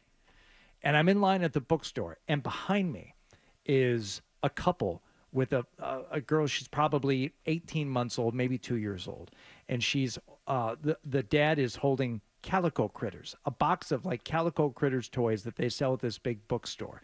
And the baby looks like she's been crying. Maybe she's got a bit of a cold, and she looks like my daughter when she's that age. Mm-hmm. And my daughter loved Calico Critters, like had to have everything and wanted them. And she, what? And I couldn't help myself. I turned to the guy. I said, I'm sorry, but you've got a beautiful baby there. And, my daughter was really into Calico Critters. And it wasn't quite a progressive commercial moment, but I started getting like emotional, right? I'm like, I can't believe I'm seeing this. And she looks like my daughter. My daughter was into Calico Critters, and she's going to college in the fall. This is like Belichick's pickup line to Jordan. And I can't believe, I actually feel myself like welling up a little bit. And I'm like, I am such an a-hole right now. I need to stop talking. I just wanted to compliment him. And I stopped short of saying cherish this or anything like this. And just as I'm getting out of it, he goes, hey, you're Hardy, aren't you? And I went, oh, Jesus. Yeah. Well, you're in the thick. Yeah. That can be excused as your ability to well up is something that I'm very much working on. I have no idea. It sounds like a something that like animals do. I have no idea how that happens. Like welling up like with like melancholy. Mm-hmm. I'm telling you, I got onto the sidewalk out of that store it's my and problem. I almost started crying. It's my problem. Wow. It's a personality defect of mine. I'm not bragging in any way. Like it's something I legitimately am working on. I don't know what is between me and the ability to feel that emotion. Mm-hmm. But I will tell you this, is that you're in the thick of it right now. Your daughter's graduating high school. She's getting ready to go to prom. I mean, of course you feel that way. Your firstborn is leaving the nest. The moment would have been better had he not recognized me at the end, because it doesn't happen all that often. I'm like, not now. Now's not the time to do this. So Milo, I did this yesterday. So I picked up Milo from school, and Zoe was in the car, and we were driving home, and he was talking about how he's going to this like college thing where it's like a college prospect camp. And I'm like, well, maybe if you went away to college and played baseball, I could get an apartment there in the spring. And he's like, why? And I'm like, well, I could work it out with work where I could like broadcast from like where you're playing. So I could like go to like some of those games. Yeah. And he's like, he was nice, but he was like, sort of like, are you out of your mind? Like, what the hell's wrong with you? Like, what? Like, why? What is this plan of yours? Like I got all excited. I was like, well, if you go into this prospect, it's like college. If you end up playing in college, maybe I get an apartment out there. You start thinking about going to Home Goods and making it nice on the inside. You make it nice. Yeah. And I said, won't it be funny when you get offers from schools where you can't get in because of your grades? No, I didn't say that. All right, very good. That'll